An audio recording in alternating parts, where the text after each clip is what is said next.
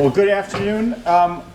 We have some, my name's Rob Zile, just for the guests in the room. I just wanted to reconvene for this afternoon. Before we start, though, jumping into the next project, our stakeholders are the most important part, of our family to keep this thing going. And we have relationships that go back probably 10 or 15 years.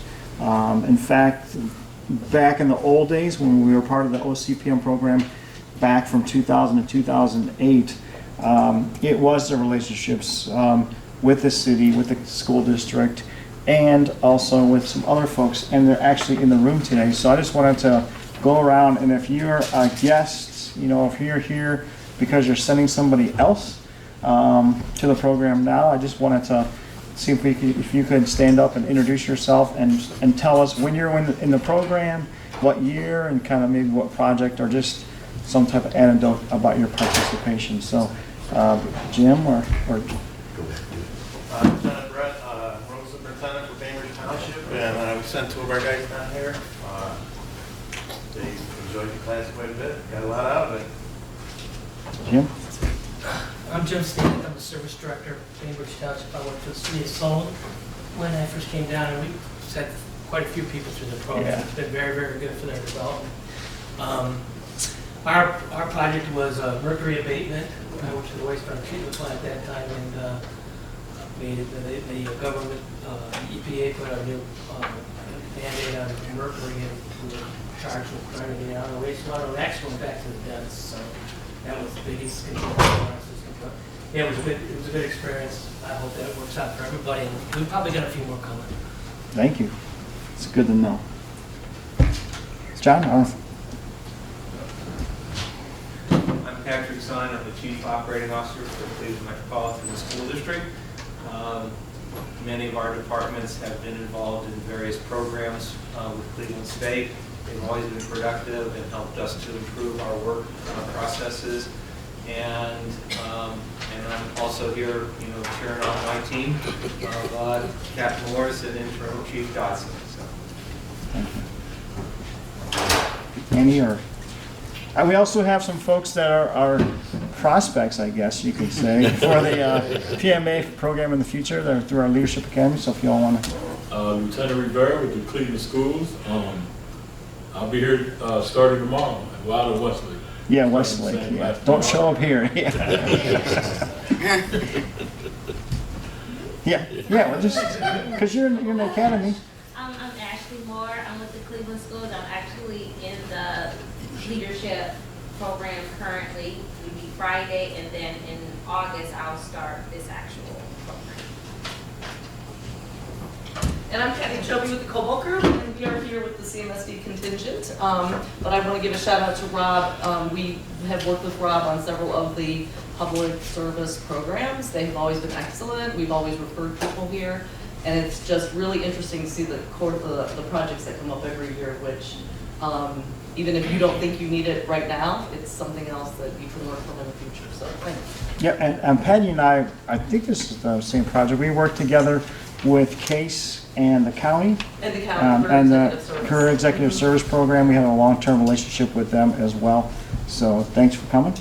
And we have another person that just walked in. If you want to introduce yourself. Hi, I'm Dennis Hill. I am the Chief of Safety and Security for the Cleveland Metropolitan School District. Thank you for coming. And he was also through our Neighborhood Leadership Cleveland program. So if you haven't gone through all of our programs yet, please let me know. I'm just kidding. So anyway, let's get the party started. This afternoon we're kicking off with the CMSD team. And we have two participants that are from CMSD, and then another participant, Crystal Franklin from Cleveland State University, that joined their group project. So we have Lamont Dodson and Willie Morris here from CMSD. So rock and roll.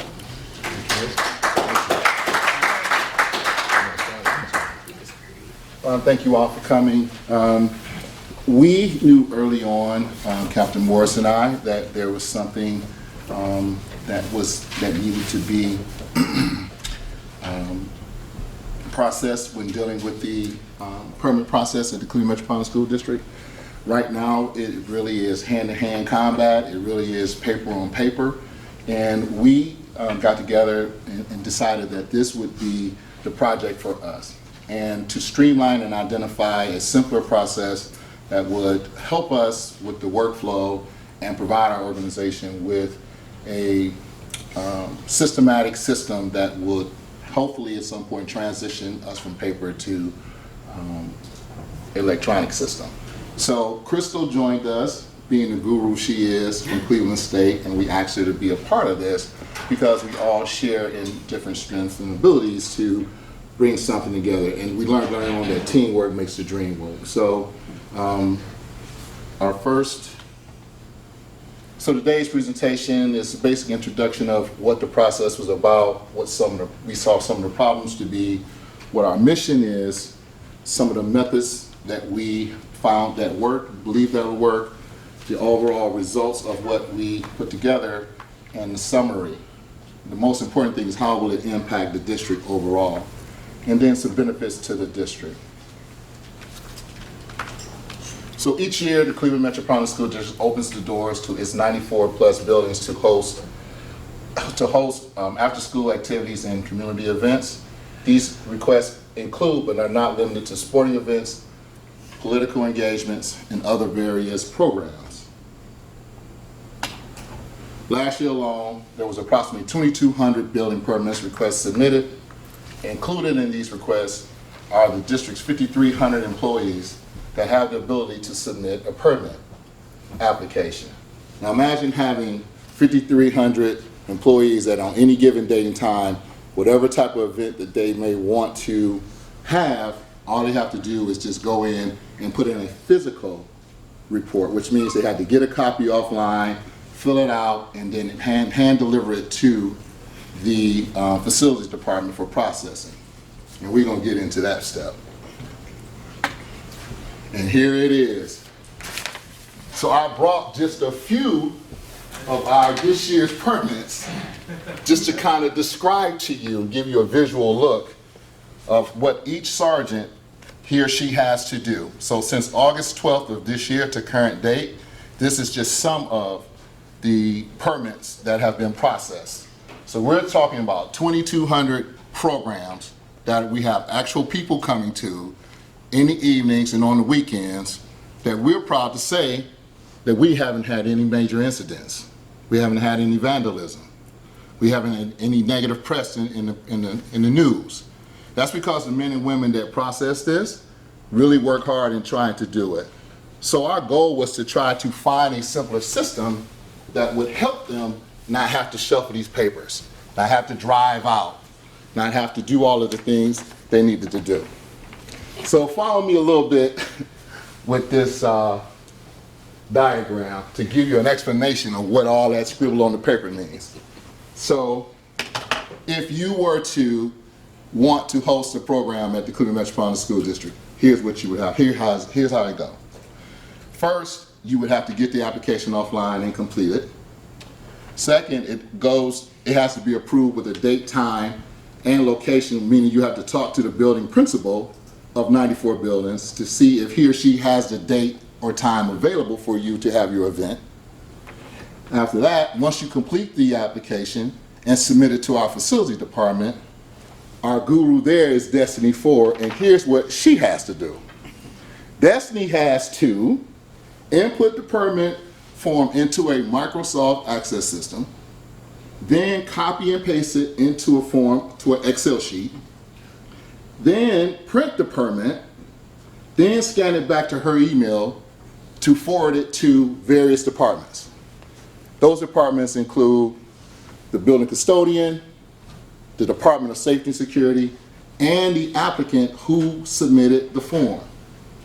Now imagine all that time it takes for just her just to begin that process.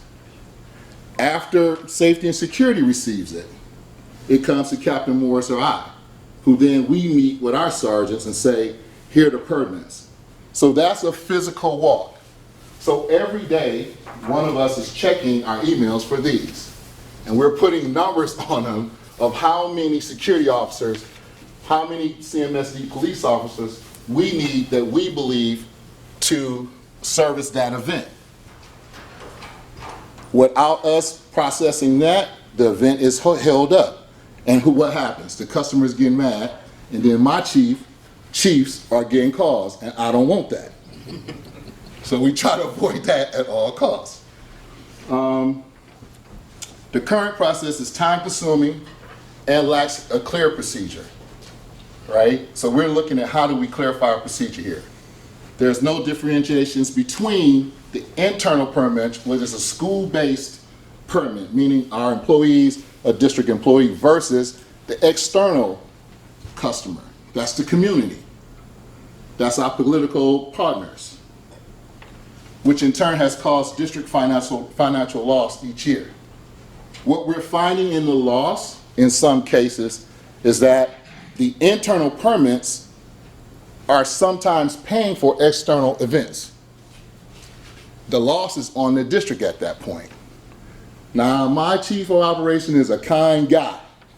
He don't mind helping our community. So Chief and I still say to him, Chief, we still need you to understand our struggle here. But in some cases, they're not even reported. And so that's where we're saying, how do we capture that loss? Systematically, we believe we can by implementing some software that will help us do that. The current method still requires employees to receive a hard copy permit for processing. The need for a standardized electronic system is pretty much evident. Our mission is to streamline a building permit process that will provide a universal system for all stakeholders that is clear, understandable, and transparent to CMSD staff and our external community partners. Thank you. Good afternoon. So part of this process, we decided that every good project has to have SMART goals. And we also knew that once this began, there were a couple parameters and a couple things you have to understand. One, anytime you want to implement a process, there's going to be some pushback. Our classmates who presented earlier talked about some of the pushback they received. And we know that with any new system, that you would have that. So we decided that the best way to do this is to do a rollout, which includes a pilot. So one of our SMART goals is to, one, decrease the number of events mislabeled, or not decrease. We want 100% clear recording of what's external and what's internal. Like Lamont mentioned, anytime there's an event that's labeled as internal and is actually external, there's a financial loss. So we went for the big guns, and we're going to say by the end of Q1 of the school year, there's going to be 100% clarity on what's external and internal. Now this second bullet shows how we wanted to roll out the process. So in the first quarter, 20% of requests should move to the electronic system, which I'm going to show you in a minute. By the end of Q2, 40%, and by the end of the school year, 80%. And I know you all are thinking, I can do math, something's off here, and actually it's not really off. We know that there are some folks out here who just don't have access to the internet. So we have to have the paper process still in place for those who are not computer savvy or who just don't want to use the form to fill out to do a building permit.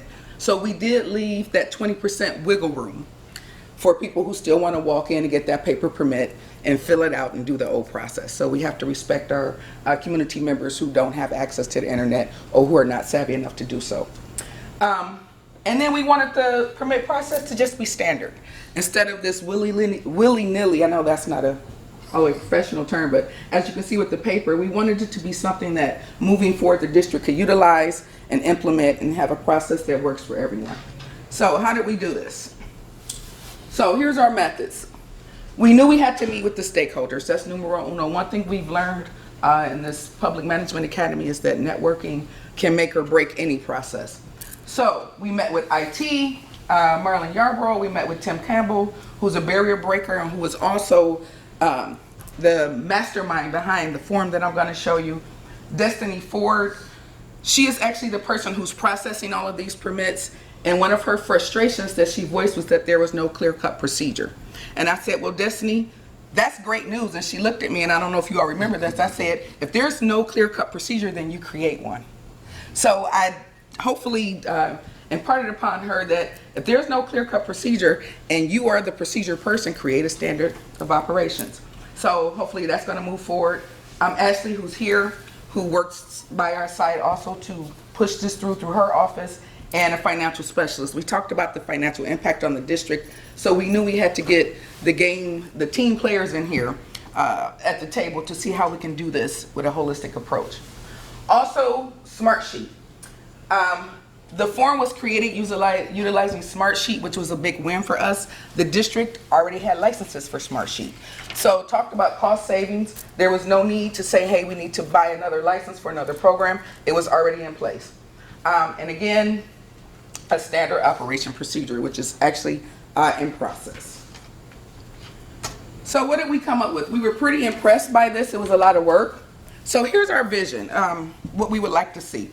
You need a building for an event you're having, a baby shower or a sporting event or anything like that. You go to the district's website and there's a link. It opens up this form. What's nice about this form is that we all know what these little red asterisks mean. It means you don't move forward until the form is complete. Now we all know with paper and pencil, I can decide to leave something blank, I can decide to fill it in, and then there goes the paper chase. With this form, the requester has to fill in all the slots before they can move on. The other nice thing is once this is all done, it automatically uploads into this form. So instead of Destiny having to put it in Access and then copy and paste it and put it into Excel, it automatically goes directly into the sheet, saving time, saving energy, and a reduction in error. What you can't see on this sheet also is a process whereby there's an approval system. So if it goes to facilities, they click yes or no, and they can also put a reason. Once it's approved, the next approver automatically gets a message that says, hey, you have something that needs approval. So like someone mentioned, the system we use here called MagnaSmart at CSU, it's the same idea. Once one person approves, there's a ding for the next person. So that also will eliminate the copying, the signing, the scanning, the copying, the signing, and scanning. Another thing on here, because I had to take a screenshot, is that the person has to put in the correct accounting code. We didn't talk a whole lot about the accounting, but it is not uncommon for me to just use whatever number is already in there to do my event. Whereas I work for, I don't know, like we had an incident, someone was using the athletic account number because it was already there. Why not? So with the new sheet, there's accountability in what accounting codes you have to put in, and then it goes through the approval process. So I have to say with this process, we were really excited about this because moving forward, if you can have an electronic system that allows users to, or forces users to input all of the information that then goes into another spreadsheet that allows the permit person, Destiny in this case, to have it clean and nice, the decrease in errors, the increase in accountability, that's a win-win for everyone. Thank you, Krista. Okay. It's kind of a drop the mic moment, right? They took care of everything. Let's see if I can't get us around third and head on home with it. Again, this process has been kind of cumbersome in some ways for us over the years because DC Dodson and I have had to kind of deal with this. And we've been kind of brainstorming for a while to try to make it happen. But the building permit request process was redesigned, again, to create an electronic form-based system. Utilizing Smartsheet, we feel, would help to streamline that process that would make it more user-friendly and also have more accountability when using that system. And when you think about it, everyone's moving to the digital age now. We Uber Eats, we Uber Drive, we shop online, move away from that paper process. I think that's important. Some of the impacts, in line with the expectations, we have a saying in operations, and I don't have my button on, but I see Chief Zahn and some folks do have it, but we strive for operational excellence. And by taking on this task, I think that we are moving towards that goal to ensure that we are moving in that. It also ensures that all external and internal requests are properly categorized. That results in the potential for the district to save monies. We talked about mislabeling some of the permits, and Crystal talked briefly about a school who thought it was okay to utilize a funding budget from an athletic event for another event. Well, no, because if that event is something from an outside vendor, then CMSD is absorbing that cost. And if we don't catch it, that's money that we miss. So we want to make sure we have the correct accounting in place. We also want to make sure that we move from this, and I know DC Dodson talked about all the paperwork, but this is a external permit. It's 13 pages. 13 pages that they have to fill out, and I believe there's an affidavit, Yes. as well as a Cost factor that they have to. a cost factor, and I believe it has to be, what is that word I'm looking for? Notarized. Notarized. It has to be notarized. So if we, moving forward, if we can also include that process for the external piece, that would be great. For the internal piece, we have the sheets that DC Dodson showed, and there's factors in here that you have to fill out. But again, we can send that to each other, but imagine if poor Destiny's on vacation. She comes back, she's got 100 of these sitting in her inbox. It's creating overtime. Destiny told me she wants to move to Florida several times. I kept telling her, just hang on, we're gonna try to do something to take care of you. So we're trying to help out there, so. Benefits to the district. It's an easier process for the staff once everyone gets trained and they get used to it. I remember working for the district when I first started some 27 years ago. I used to get a paper check. When they told me I couldn't get a paper check, I couldn't understand that, because if I don't get a paper check, how am I see how much money I'm making? Well, again, we had to move to the automated system, and again, I don't think anyone in here really is still receiving paper checks, are you? So again, we have to move with the times. It saves money and it's more efficient. Reduction in man hours needed for processing. I don't know how many times DC Dodson has sat in his office till 8, 9. I used to have to tell him, like, man, do you go home sometimes? And some of those issues, just those man hours can be cut in doing that. Smart Sheet saves the district money, also because it's a tool that we've already purchased. We already have the license. So for us to create this process didn't cost the district any extra money. So I will say this in closing, that when we first took this on, I wanted to, I don't know, maybe jump off a roof or something, but now I can honestly say I can go home and have a bottle in front of me instead of that frontal lobotomy that we might have had to have. And so our next steps, hopefully, will get approval from our bosses, and we can look into it to further the process. So I have to do a disclaimer. Any questions after this point is $5 per question, so. But thank you guys for your time. Anybody have $5? Just right quick, my boss was here, Dean Nigamont Shredar, but he stepped out. So I just wanted to make sure for the record he was acknowledged and that he was here. Yes, Mr. Mayor. Having worked in the schools, you have special people that expect special treatment. Is this going to protect you and make it better from the people who, you know, put those demands in on you?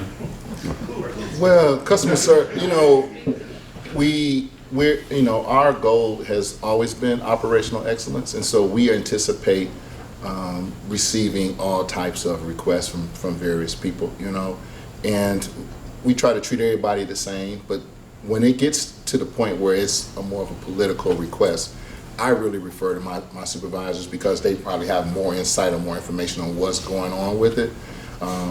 to just get feedback on how they wish to move forward. And then, because you don't get that many, because you're right, Mr. Mayor, they do come in and say, we're having this event, and we're saying, no, you're not. And so you get that, and then, so I just refer to our chief. So there are a couple other pieces too. When we talk about laws, everyone knows that a school district receives Title IX dollars or state-funded dollars, and they are, you know, with school autonomy, it gives direct ownership of that to the principals in the building these days.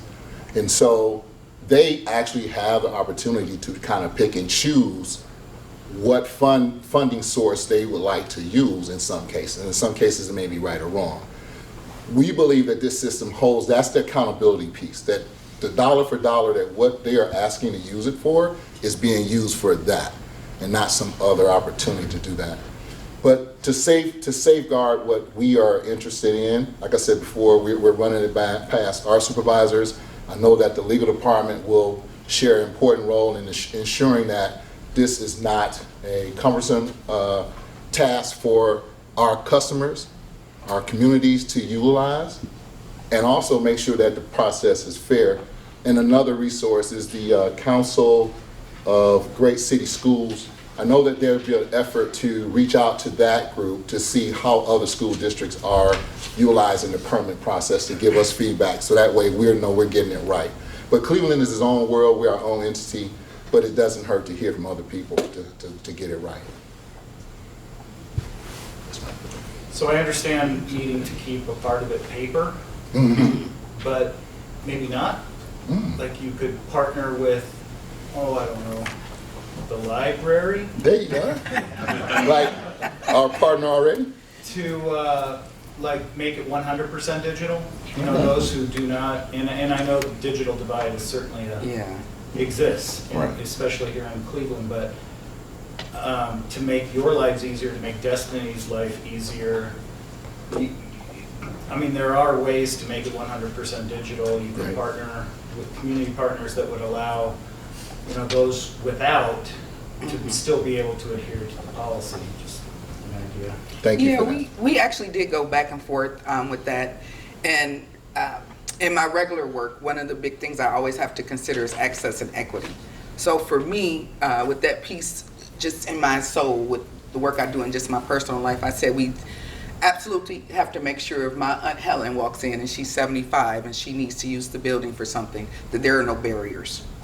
So, but partnering with the Cleveland Public Library would be awesome, because then we can tell Aunt Helen to go to the library, and then someone would help her and make sure her permit got filled out. Yeah, and that's exactly what, I mean, we're already, the mechanism's already in place. Yeah.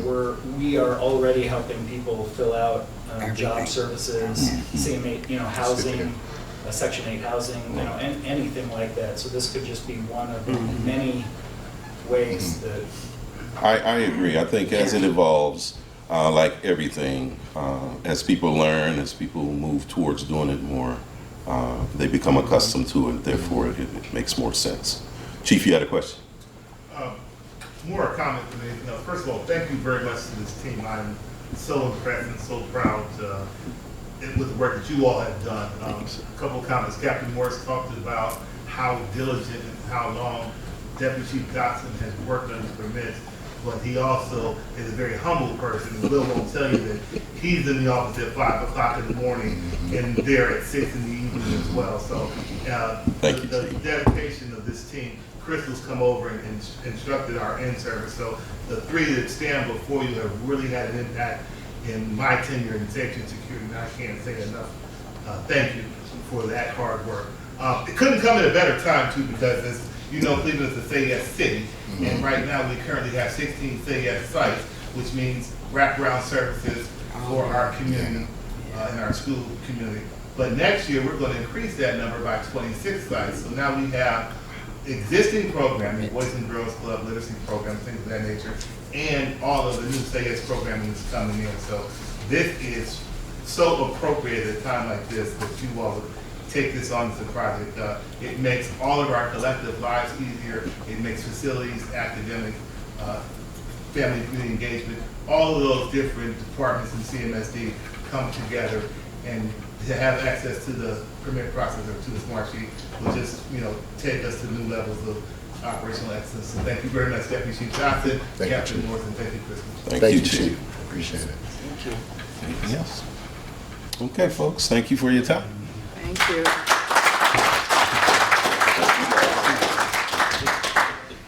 All right, I believe we have our... So before I pass the mic over to these gentlemen, we did introductions a minute ago, and I just want to do a shout out to Mayor Dennis Clough. I'm not sure if you'd like to say a few words at all, or say hello. Would you like to say anything to the group at all, or say hello, or can I just brag about you? I don't know. It's up to you. Want me to reserve my comments until after the presentation? Okay. Well, I just want to say that Westlake has been probably the longest standing partnership and relationship we've had. Mayor Clough and his team have been part of the Leadership Academy since I believe the start of it, which is going into our 30th year. And just another shout out, we start the Public Management Academy cohort number 5 tomorrow, and we will be in Westlake. So I want to say thank you to Mayor Clough for your continuous support and for allowing us to be in your neck of the woods starting tomorrow. So thanks for everything, and thanks for sending these two fine gentlemen to the program You're today. welcome. We're pleased to do it and pleased to be part of the Cleveland State programs. Thank you, sir. Without further ado, here's Larry and Ben.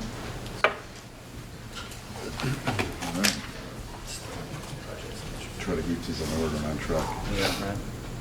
All right, good afternoon. Hopefully everybody's awake after lunch.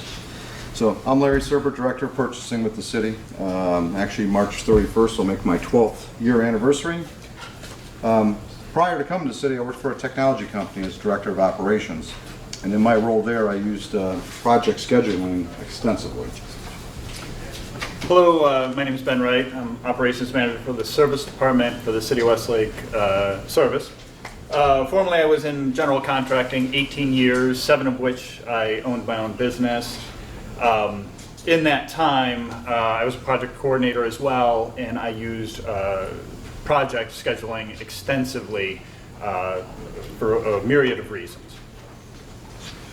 So the outline for today, introductions obviously, we're going to do a project overview. We'll talk about the project development and then get into the impact of the project. So our project is standardized project scheduling.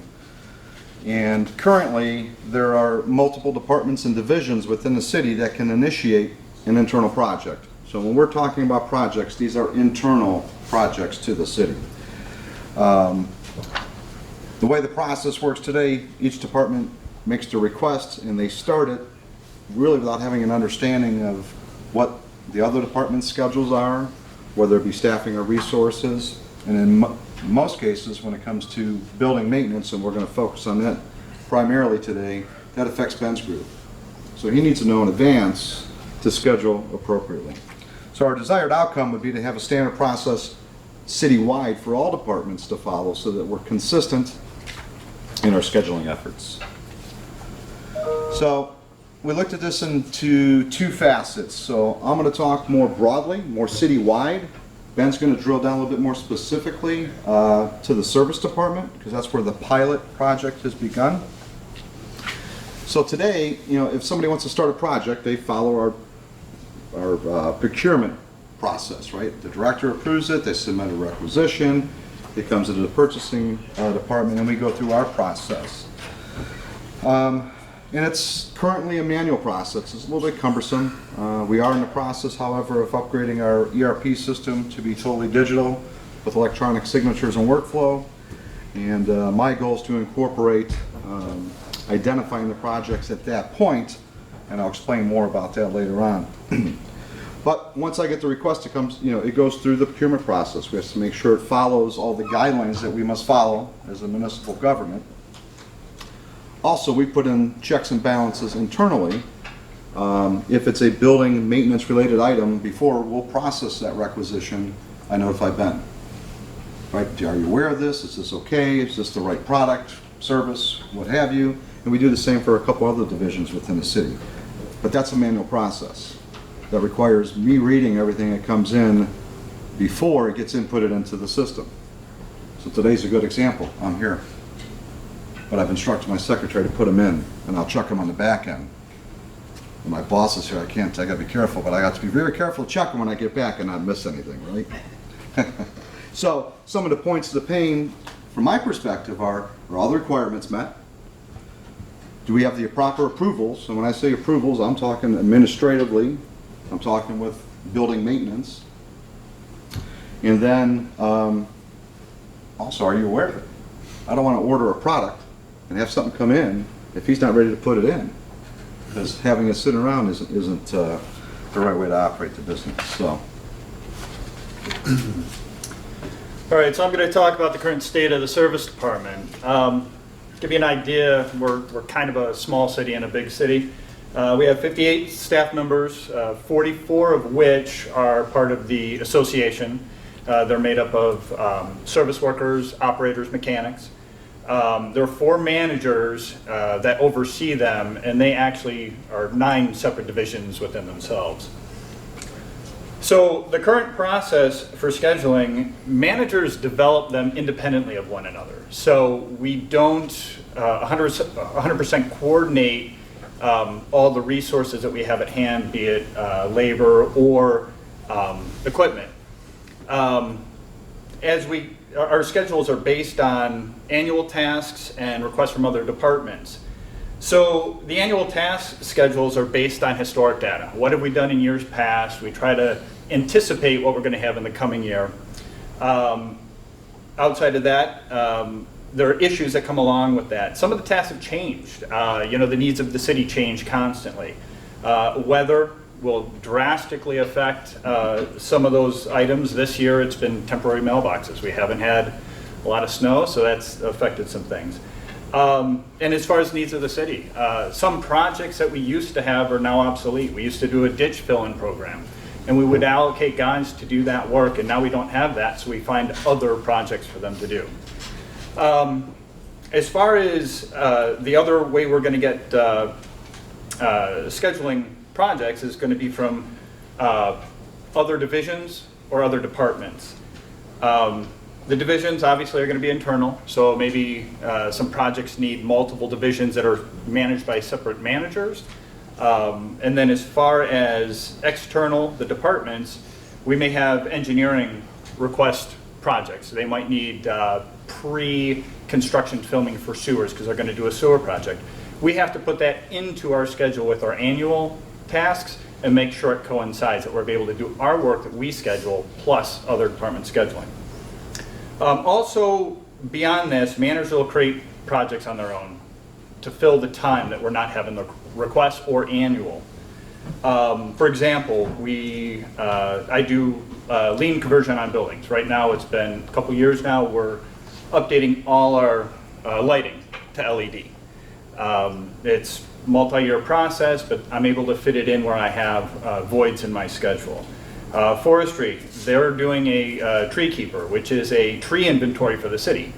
That's nice because it'll tell us what we have in the city, but again, it's kind of a fill project that manager has come up with. So again, we're always trying to fill the time that we have allotted to us.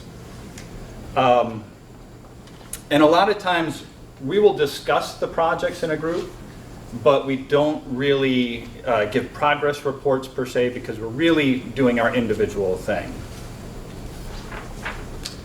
So some of the points of pain on that. When we set up a schedule and then we have fires, we have to be able to adjust that schedule, whether it's a resource, employees, equipment, what have you.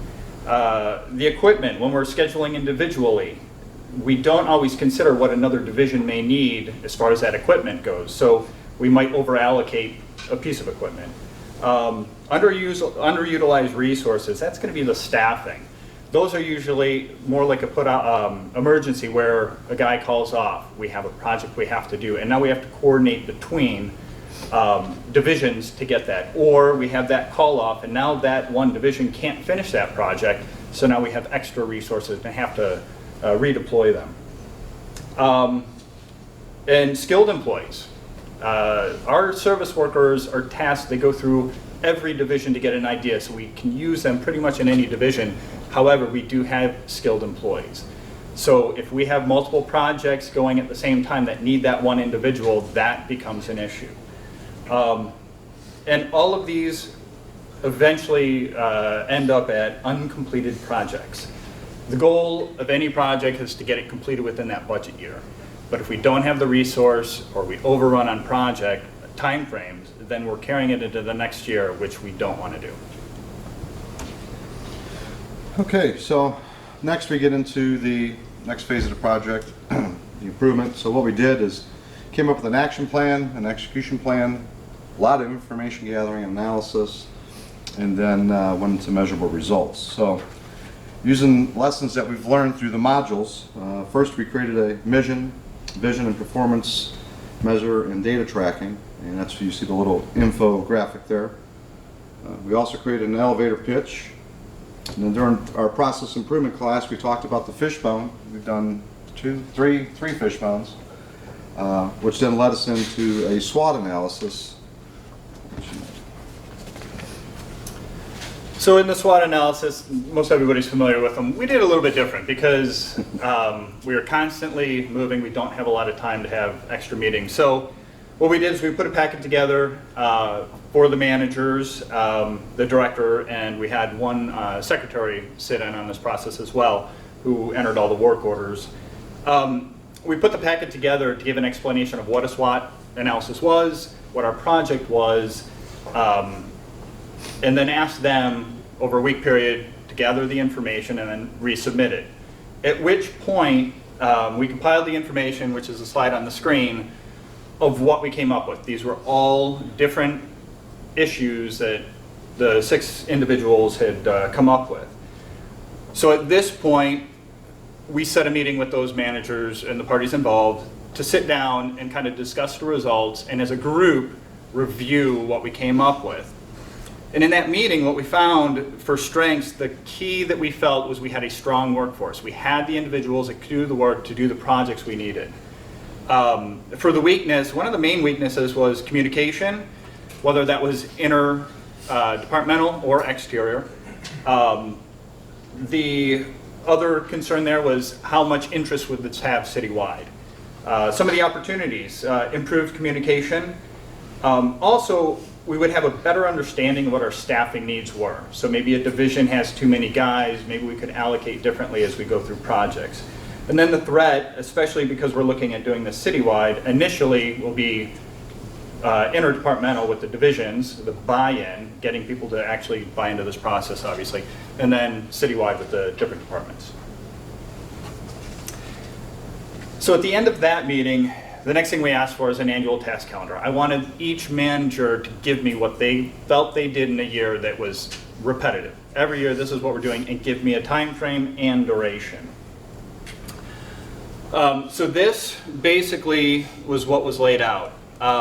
There are obviously open spaces here for projects to be put in, and also it kind of listed out how many crews they have and rough ideas of how many people, what we would have available. So one of the things we did once we had this list is I had the secretary go through the work order system and actually verify what the managers were saying were accurate or not. The first item we did was T-locates. Basically, that's for our sewer division. They do sanitary and storm. T is a sanitary and storm tie-in, and it's from the private to the city mains. They had allocated a 5-month period to do this, April to August. But when we actually went through the work orders, we found that those dates aren't 100% accurate, and they do it throughout the year. So it's something we're going to have to go back and review how we're going to put those in. Mailbox is another one. Temp mailboxes, as I mentioned earlier, snow season. Allocate the first 3 months of the year to take care of that stuff. We've had 5 days at doing that. So it's making sure we have projects in the back end to be able to do that work so the guys aren't sitting idle. So kind of recap that, inaccuracies that we found were either due to weather, the departmental needs, obsolete programs, and also the over-allocation of resources to do work that doesn't take that much time.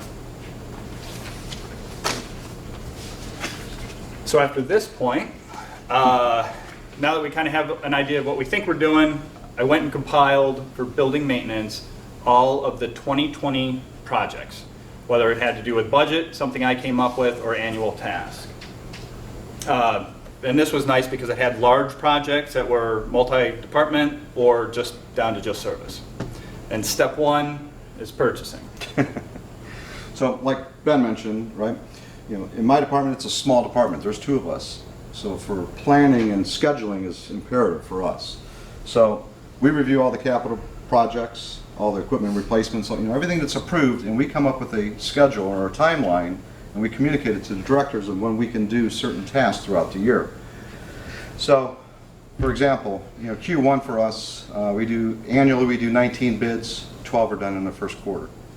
So the first quarter for us is kind of hectic. So we have to coordinate and explain that so that they know when they can submit or when they can expect to get certain things back, and I'm talking on a larger scale. So that's crucial for us. So we do meet, we're transparent, we do share with the directors and the managers what our schedule is or what our workload currently is, and then we come up collectively and try to plan when. Because for some of these projects, I have to work backwards. If the desired results to get it done in June, I really need to be starting in February, even though it's my busy time, but we'll juggle and manage. Because there's a whole approval process, especially if I have to submit and go to council or actually do a bid. So, again, back to the project list. So what I did next was I just tried to implement into software we had, which was Outlook Calendar. Real basic, but that way I could schedule guys, put them into projects they're doing, and kind of allocate the resources. Some issues with that were that you couldn't track it, you couldn't track your resources, we couldn't get the metrics we're looking for to actually improve the process. So then I looked real quick at, again, through projects or software we have at the city, just looking at some Excel spreadsheets, templates. Again, each individual spreadsheet could track something I wanted, but to get it into one place, it wasn't going to work. So we had to look elsewhere. So that's where we basically came up with, we needed to get something that was dedicated. Looked at Microsoft Project. Larry and I both had experience with that. Compatibility-wise, we work with Microsoft Suite Office, so it seamlessly transitions into that. It provides the data tracking that we're looking for, whether it's resource, time, duration, tasks, whatever it may be. It's multi-use. So at the end result, when we get through this process through service, we decide we want to go citywide with it. It's, again, compatible with all the software we're using, and then other parties can schedule their projects and actually see how they fit into ours. So it just offers that detailed scheduling matrix. So on the screen now, this is step one. I took 2020 building maintenance schedule, took the projects, whether it was annual or projects, interdepartmental, exterior, is all for the first quarter. Again, you can see that it covers the tasks, the duration. I can change the working time frames. If we have days off, I can cover shifts because we have multiple shifts at first quarter of the year. I can track resources. It will tell me if I'm over allocating a resource. I could put an employee in there, and if he's on 2 projects at the same time, it will notify me of that. It just makes it so it's much better on making sure I'm not over allocating resource. And again, multi-party use. At the end of the day, when we work this through 4 different managers, we can all put our schedules in. If we're trying to vie for the same equipment, it will let us know that it will not work and we have to reschedule something. And it gives us talking points to make it more efficient. So with that being said, next we wanted to take and put an active live project in that's going on right now. So currently we're working on a complex project at City Hall. So we've been in this building for over 20 years now. It's starting to show some signs of wear. So we need to engage internal resources, external resources, and basically, we're looking at doing drywall repair, some painting, some carpet replacement, and some partition furniture replacement. Pretty big task when you're going to go through, the entire building over a series of multiple years. But we have to displace staff in order to do this. So how do we do this efficiently without impacting our primary job, right? Servicing the residents. So we have to figure out where to move these folks, have it done in a timely fashion, coordinate the vendors so they come in. So we took this live project, like Ben mentioned on the last item, we listed every task down the line of what it's going to take to do this. And this is just phase one.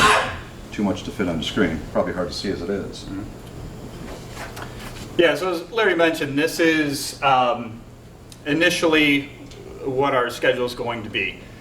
At the top of the page, you'll see milestones, which are the little black dots. That's all pre-construction. That is pre-project planning. So these are the meetings to discuss phasing, working with contractors, getting bids, getting all the information up to the two last dots. One will be submitting to council to get council approval, and then the final dot is actually the meeting to schedule the process. So when you look below that, some of the tasks, it isn't expanded out yet for what this project's going to be, but once we have that meeting, we can then lay it out and we'll be able to follow the tasks. And this particular project is going to be a 3-phase project, hopefully over a 12-month period, but actually kickoff of this will probably be the construction end. We're hoping for mid-June to July. And what's neat about this is, Ben's put in the estimated times for each one of these phases. So once we know when that kickoff meeting is or that approval meeting is, once we input that date in, it'll adjust and push everything else out so we can see and then review if there's any other conflicts. So, impact of this project, to date, issues that we found, we base a lot on annual tasks and what we think we do on a annual basis. And we're finding that with the way things change, it isn't accurate. And we have a lot of time that we're trying to fill, and we're hoping that, we'll be able to make those adjustments. The timeframes and the durations that we need to allocate to them aren't always right, so that becomes an issue. And then the other thing is we found that the software we had, it just wouldn't allow us to do what we needed to do, so we needed to look elsewhere. Looking at it from an administrative standpoint, some of the issues we found, taking into consideration the procurement process and the timelines, also the appropriate approvals, identifying upfront correct funding sources and project codes so we can track the financial side on the back end, contractual agreements, there's a whole approval process and that takes time to get through law and the other approvals that you need to get, and permits and etc. for any type of building project. Just because we're the government, we still have to get a permit. It's no charge, but we get a permit. So some of the future outcomes, with being part of Microsoft Suite, it allows us to do reports. We'll be able to track more information and actually use real-time information of how things are going. Improved communication. I mean, when an outside department wants something done and they want it done now, they're going to be able to see, hey, that isn't a possibility. Or we can then have the communication of how can we get this in, how can we schedule this, and then as a service department, maybe there's something on our end that we can flip around and schedule through because we'll know what we're doing and what we've got allocated currently. Timely completion. I mean, the whole key here, in the private sector, it's all about maximizing profit. You're not doing that with city work. You're looking to get work done efficiently within a time frame. So, the budgets are there, you have to work within them, but the key is if you can work more efficient, you can get more done. So hopefully that's where this takes us. And then metrics. We're looking for usable metrics. I mean, we have lots of information. We track work orders. We do all of these things that you should do.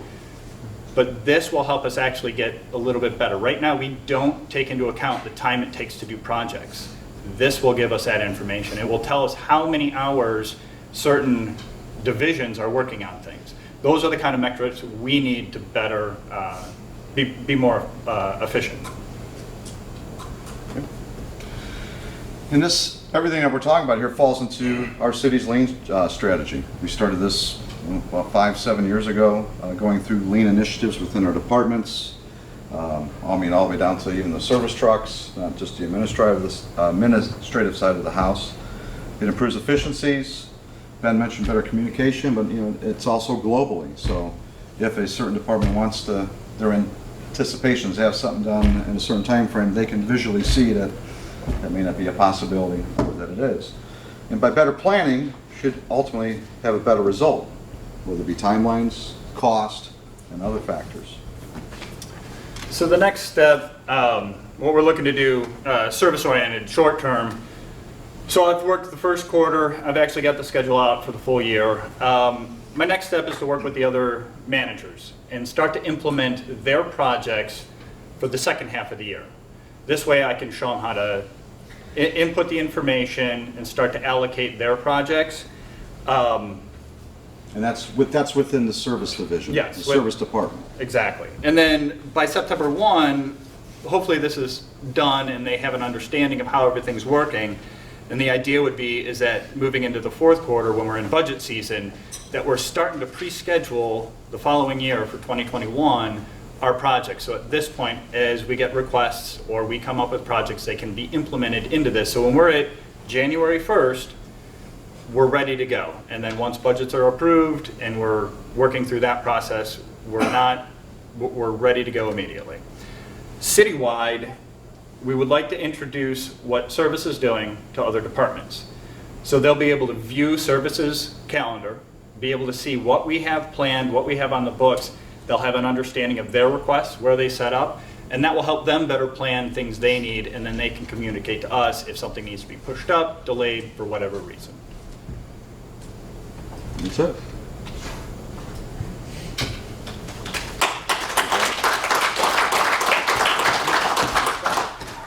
Questions? Good. I heard you all mention that this will also allow you to track time. We all know city workers love their time to be tracked, so this is probably a small question would have been answered. How do you plan on rolling that out and breaking that news? Because sometimes it's legitimate that they need more time. And, you know. Well, we kind of do it today with the manual process on the work orders, but that's a manual process, and I don't know how well it can be verified at times that are written down. You could probably speak better to that. So the tracking process, yes, the time, and I understand your question, like this employee, hey, wait, now they're looking too close, right? So there's going to be a lot of information, and it's how you use it, right? So with the timing, when you set up a schedule, the manager is going to give an idea of how much time this should take. He knows his staff, he knows what he should do. So it's going to be conveyed that way to the department. This isn't about watching your every move, because the guard goes up immediately as soon as something comes into tracking. But it's really more to explain to them, and quite honestly, I have a lot of guys that hate being idle. They want to know what's next. They want to see what's coming. So the tracking end, yes, it's trackable. Anything's trackable. We could track them now in what we do, whether they're aware of that or not. But the true part of tracking and time that I'm looking for is how long the project's taking to making sure we're getting our stuff done within the time frame budget year that we want, because we get a lot of overruns or carryovers into the following year. And then now you're not only trying to do that year's projects, you're trying to do last year's projects. Thank you. Water main breaks and emergencies. What do you do? Yes.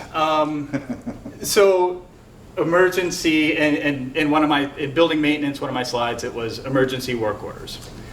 That will cause a delay to a project. And I didn't go into detail, but we were doing firehouse kitchen restoration. And talking about skilled labor, I have an electrician on staff who was working on that project, and I had him allocated for that. So as managers, we always have to be, we're service. So something comes up, you have your work, but you have to be able to break off to it. But part of the metric in that is, there's the stigma that goes along with the city worker that it takes them forever to do a project. What isn't considered is when we get an emergency call, we have to pull off this task, go take care of that one, and then go back to the project we're working on to stay busy, but be efficient at the same time. So how do we manage a water break? The water break comes in, we have staff that goes out, we'll get a call, we'll check, we'll make sure the road's secure.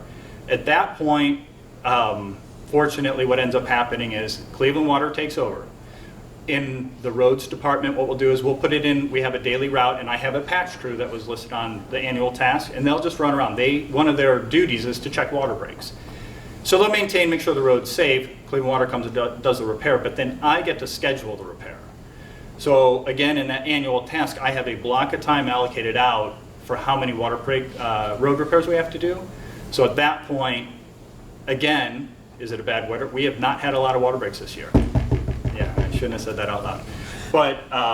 But that gives me the availability to schedule out a period of time when it comes up. And now I'm going to have some extra time this year that I can go work on a different project with that division or help other divisions if needed. Have you put any kind of metric or thought into outsourcing? Again, more for efficiency of use, more for small business incubator, whatever. I don't care what the rationale is, but there needs to be some numbers that it becomes more efficient to outsource certain tasks than to just schedule the guys you have. Yes, that is part of it. And one of the things by tracking projects and how they're done, when we can check, if we're having to pull guys off, delays in projects, and just again, general conversation, is it taking this employee longer than this employee? To the point we can actually put in their rates for each individual and actually get a cost of what it costs us to do a project versus what it might be for somebody else. Some other issues, the city doesn't have to worry as much about mobilization as opposed to a contractor. You might save some money there, but at the same time, the contractor for a road project has a spot right at the location where if we're doing a project, we're coming back and forth to the service garage and we're on the corner of the city. So yes, it is an issue. We recently did a sidewalk program with the city, and we had service workers do a section of town to kind of base a rate to see what we could do for residents, and a contractor did the work, and it was a better allocation of resource because they could go do that, they could get on it, stay on it, where when the city did it, we did a smaller section, we got our portion done, and it was close to the garage. But again, when we have to get called off for a water break, something holds. So yes, it will give us good information on that. And the goal is not to eliminate service employees, it's to better use the monies, budgets, and efficiencies.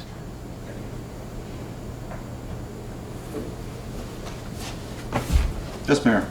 How much historical data do you have on the jobs that we've done in the past to make sure that the project's schedule that you put together is reasonable based on the time it takes us to do those type of steps in these projects? There's a lot of information because it's in the work orders, but the issue with what we have currently is that it's a daily task.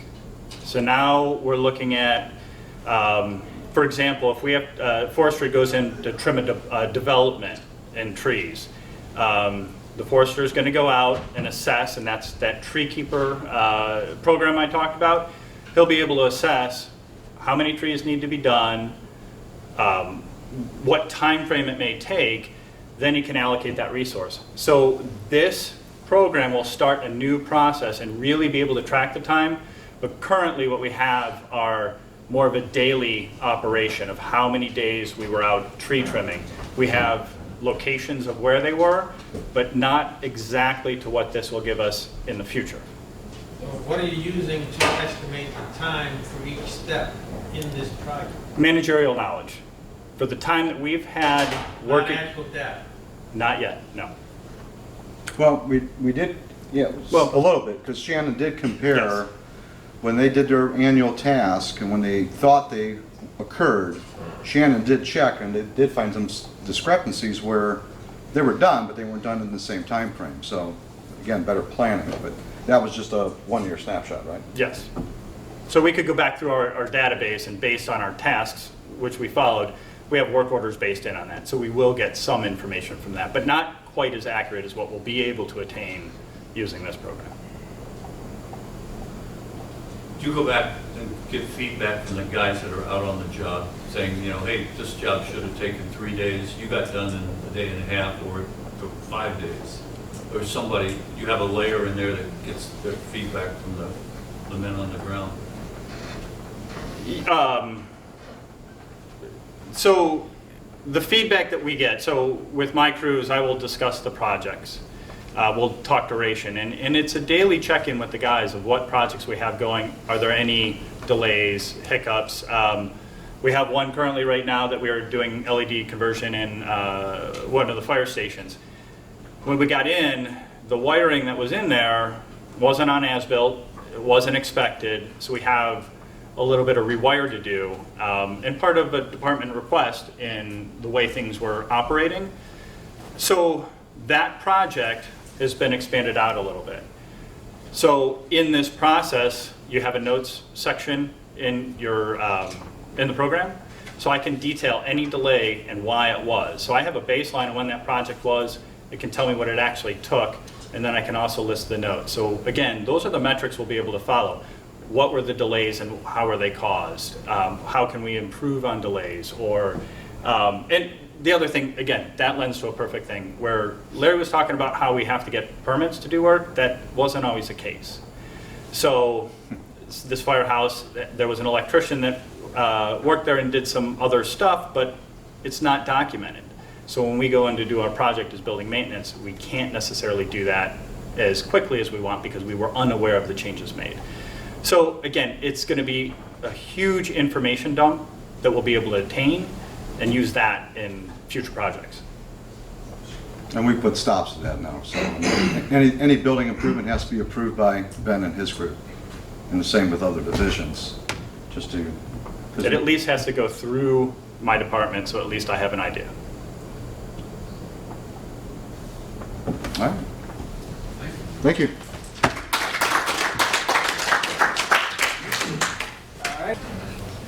Hi guys, my name's Ken Holland. I'm the operations manager for the Bainbridge Township Service Department.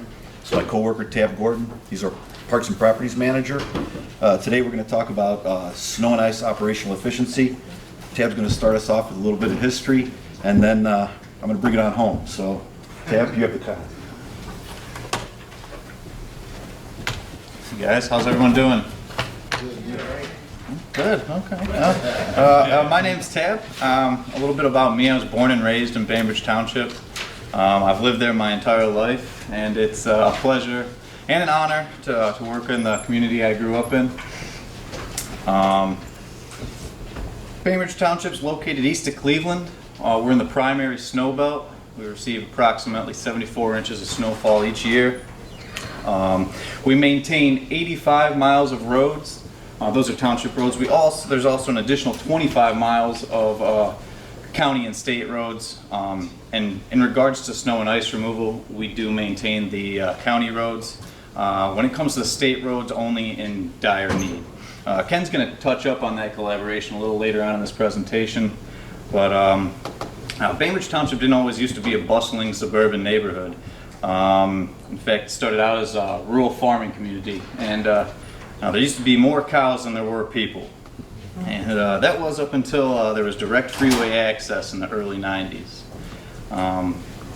When this happened, it led to an influx in population. This influx in population led to an increase in tax revenue, and this increase in tax revenue allowed us to take care of the roads at a very high quality. So this high quality service raised the bar. And this bar became the expectation. Wet roads in Bainbridge Township are almost always guaranteed. And the only way to achieve this is to use more road salt. And I don't know if you can see, but the trend is each and every year we continue to use more and more road salt. And the snowfall amounts isn't really in correlation with the amount of salt we're using. It's different every year. Each season is different. Sometimes there's more than others. But eventually the salt usage will plateau, but the effects of road salt are, well, they're very concerning.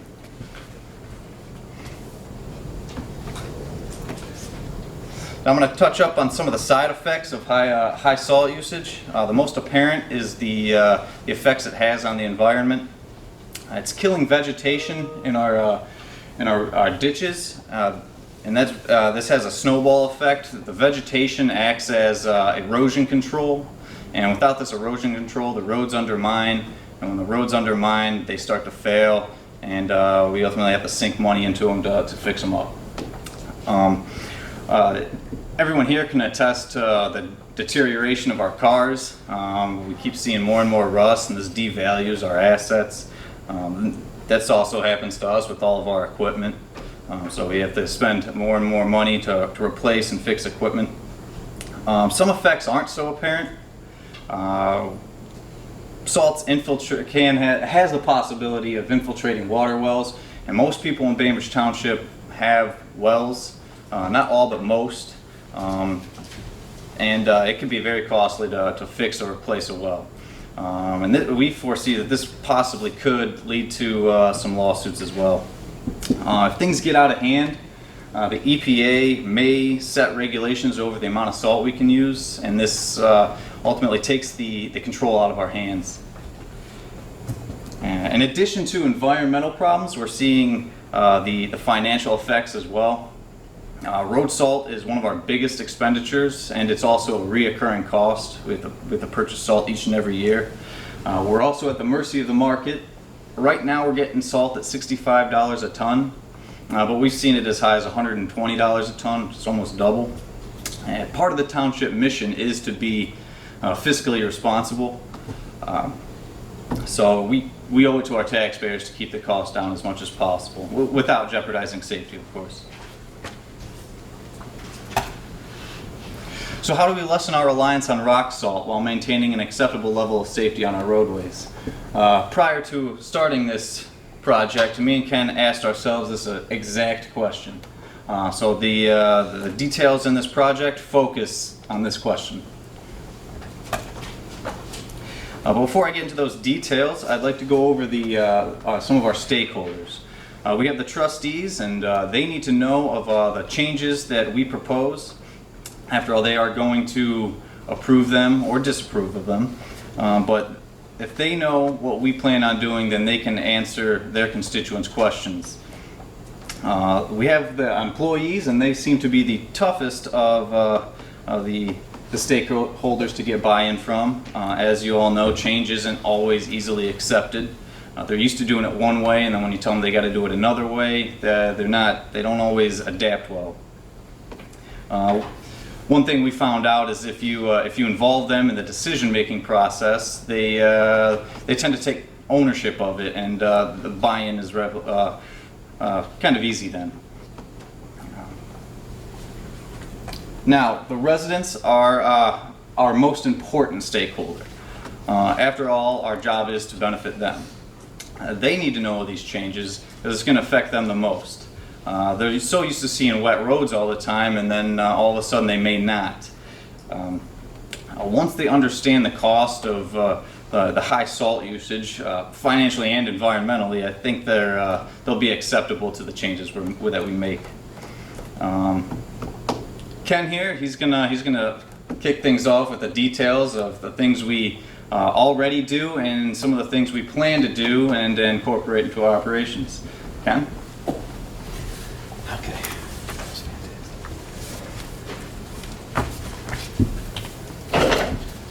Okay, so next I'm going to present a few new ideas and analyze a few of our current practices. First one would be limiting salt application during active storms. So our plow routes are designed to take approximately 2 hours to finish. So if you could imagine snow falling greater than 1 inch per hour, it's impossible for guys to keep up with that. And if they try, they end up plowing salt off the roads before it gets a chance to work right into our ditches, which adds to our environmental problems. And it leaves our roadways a slushy mess, which is more treacherous than had we done nothing at all.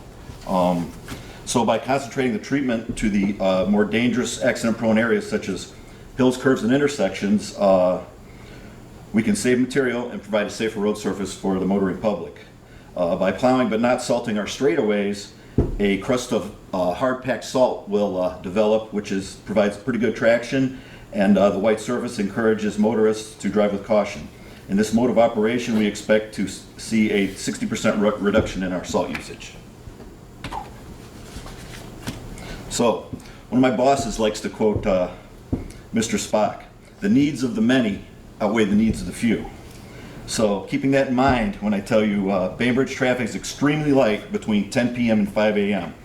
It only makes sense to suspend our snow plow operations during those hours. It saves on wages, saves on material.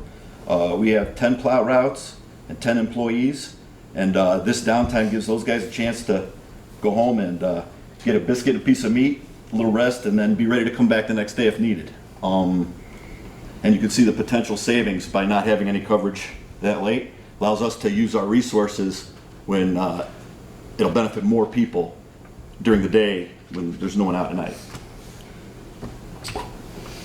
Okay, so incorporating products proven to enhance the performance of road salt. So we apply liquid brine to the salt as it leaves the truck. This makes the salt a little bit heavier, so it doesn't want to bounce off the road. It stays where we put it, gives it a chance to start working. Also, the added moisture allows the salt to work quicker. If you put dry salt on a road, it takes some time to pull the moisture out of the environment before it starts to work. Sometimes we don't have that time. We want it to work as quickly as possible. Eventually, as it becomes colder, the brine becomes ineffective, so we switch to a product called beet heat. We mix it 60-40 with the brine, and we continue to spray it on the salt as it leaves the truck. Beet heat is a liquid consisting of complex sugars and carbohydrates derived from beets, along with a few other chemicals. This allows the salt to work in sub-zero degree temperatures. It also gives the salt a darker color, which pulls in the energy from the sun, if the sun happens to be out, and makes it work a lot better. So when we're putting liquids on the salt, our crews are able to lower their salt spreaders down to 50 to 100 pounds per lane mile, which potentially saves $1.60 to $3.25 per lane mile in rock salt as they go around plowing. Okay. So forecasting. Making decisions based on local weather forecast is kind of tricky. They may get us in the ballpark, but when they say local, they're pretty much talking about northern Ohio. And we're more interested in pinpoint timing of precipitation as it enters our township. So I don't know if you guys drive around on the freeways, you'll see these little chain link boxes sitting next to the road with sensors and things all over them. Those are ODOT weather stations. You can access those at ohgo.com. Anyone can do it, and you click on it, it'll tell you the road temperature and per lane, wind, tons of information. But by accessing these weather stations, we monitor the road temperatures in real time. So this is kind of what it would look like. If you pulled it up, the black square would be Bainbridge, and then these are all the stations. I can watch a storm come in by clicking on each one of these stations. And you know, as the road freezes, it allows us to pinpoint when we can call our guys in. And that right there saves money. It's $500 in overtime per hour for a call out. So if I could save an hour on the front end, you know, that's a direct savings to our taxpayers.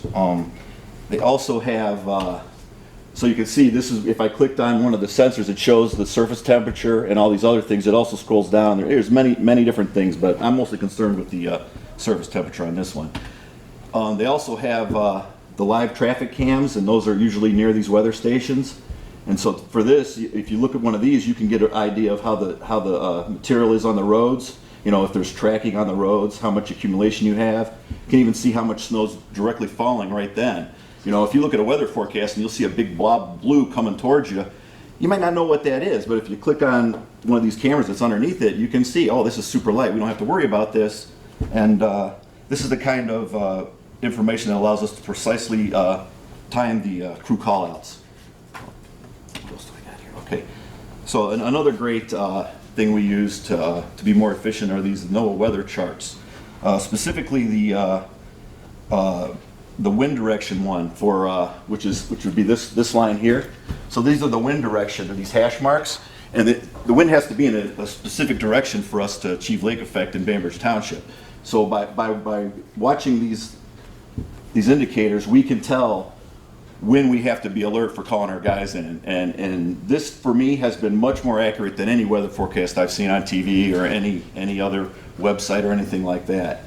And due to the fact that we are far enough away from the lake, gives us the chance to see as the wind shifts, get ready to call guys in, you know.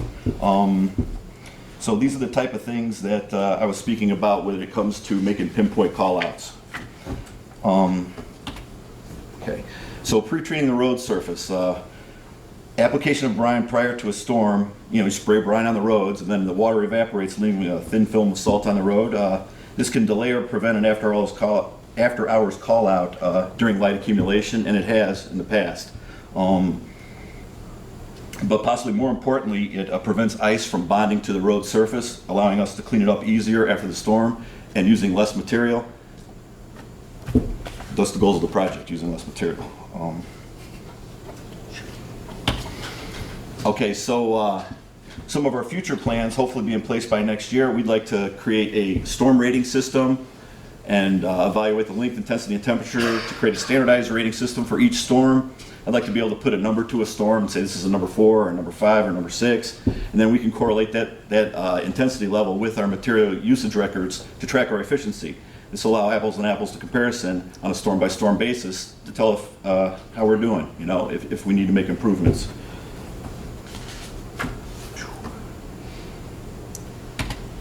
So new technologies. Keep them informed about advances in our industry. It positions us to consider implementing new, more efficient technologies as soon as they come available. The way we like to do that is we go to trade shows. As a matter of fact, the North American Snow Conference is here this year in Cleveland, and I'm told it's the biggest conference ever in the United States.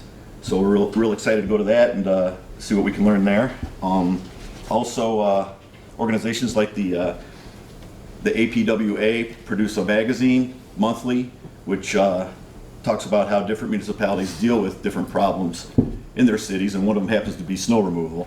So we get a lot of good information from there. And one of my bosses told me, most important thing to know is that you don't know everything. So we're always willing to learn something, and we're always looking for ways we can improve, and this is another way we do that. There are also websites such as those, the Pacific Northwest Snow Fighters.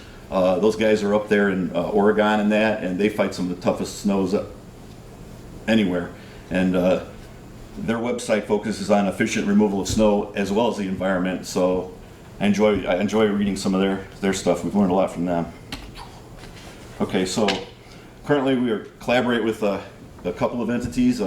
We provide the Ohio Department of Transportation a 500-ton salt storage bin at our facility. In exchange, they provided us with a state-of-the-art brine maker, which allows us to make 600 gallons per hour of brine on site at our facility. We have storage for 17,000 gallons, which speaks back to some of the other things we're talking about in using the liquids. So their end of it is they get to station a truck at our facility during a snowstorm, which allows them to be more proactive to the state routes in our community, as well as our surrounding communities, which increases the safety of our residents as well as our surrounding. So it's been a great thing for both of us. We also have an agreement with the Geauga County Engineer's Office to maintain the county roads within the borders of our township. This allows for a more consistent driving surface for our residents. There's no surprises. If you could imagine two different companies plowing one area, you may have different standards, and as you drive from one of the area to the other, it could be surprises, accidents. We have some 50-mile-an-hour roads, so that can be kind of dangerous. So we just kind of wanted to go ahead and do it ourselves, and it's worked out real good for us. This also allows the engineer's office to allocate their resources elsewhere and unburdens them from the complaints of our residents. And from the complaints of our residents, and we're a really populated community, and we're probably the furthest from their shop of anyone, so it's worked out well for them too. Okay, so record keeping. So creating a spreadsheet to track and evaluate material usage on a season-by-season basis gives us real numbers to back up our decisions we make throughout the season. Keeps us on the right path towards more efficient operations. So in closing, by using the practices outlined in this project, our goal is to realize a 25% reduction of our salt usage over the course of the winter. And if we do that, we can all live long and prosper.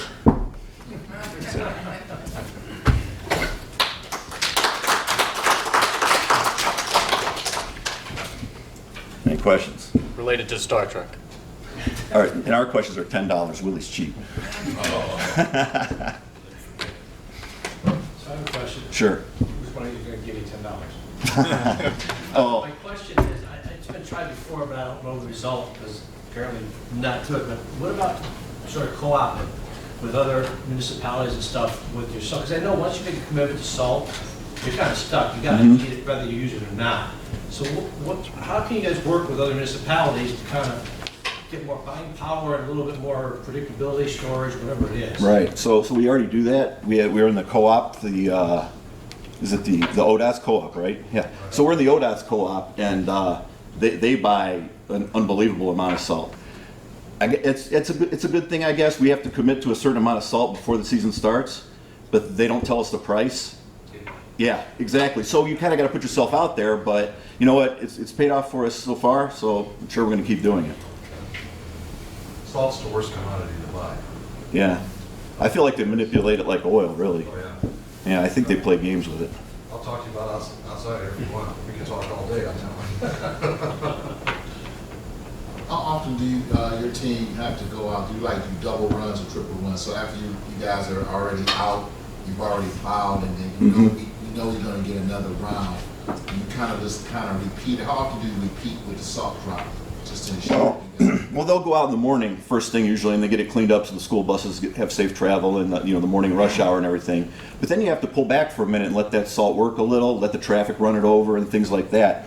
But if it's continuing heavy snow, we may resort to the hills, curves, and intersections. Once rush hour is over, once everybody's got where they got to go, then we can kind of relax back. But again, a round takes about 2 hours, so they'll go out for about 2 hours, and they may come back for a half hour, and then they hit it again. And they're aware if they put salt down, they may not plow, or they may just plow. There's a lot of different things we can do, so that's on a case-by-case basis, really. And are you guys responsible for tracking that application? Like, for example, if normally you would just go 1 or 2 rounds and then that's it, but then you might have a day and a half where you have to triple that. You guys kind of put that in your calculations of what you... Oh, yeah. Yeah, I've got numbers on everything, spreadsheets. I'm into that. I like making spreadsheets. I like figuring these things out and stuff. But yeah, we track everything we do. I was waiting because I've had Either my one. for a while. How many trucks do you guys have? We have 10 trucks that run. We have 10 5-ton trucks that run, and we have one a little bit smaller truck to do some of the tighter developments. Smaller roads. We also have a spare truck, and we've got 10 guys that go in those trucks. So that's the idea of the rest between 10 and 4 a.m. Yeah, because I was going to comment, 85 miles of roads, that's a lot of roads. Yeah, it's about 18 miles per route, something like that. Some have a little more, some have a little less. Now, how do and I know we get this in Cleveland a lot, because how close is Bainbridge? That's close to Chardon? 20 minutes. So you don't get as much snow? No, we don't get as much snow as Chardon. We're on the edge. We're on the southwestern edge of the snow belt, but we usually do get it. It's just a little bit less, That's okay, because I was going to say, I know a lot of residents, they don't really look at the main roads. It's always, can I get out my driveway? Yeah. To the main road. So right. That becomes an issue too sometimes. Sure. Thank you. Crystal. So this brine, is that just a saline solution? It's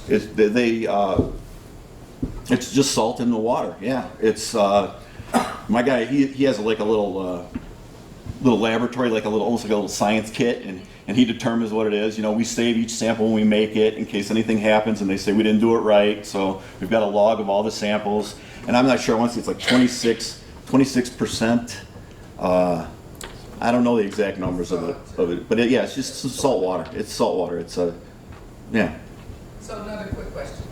Would that actually be better for us to use at home?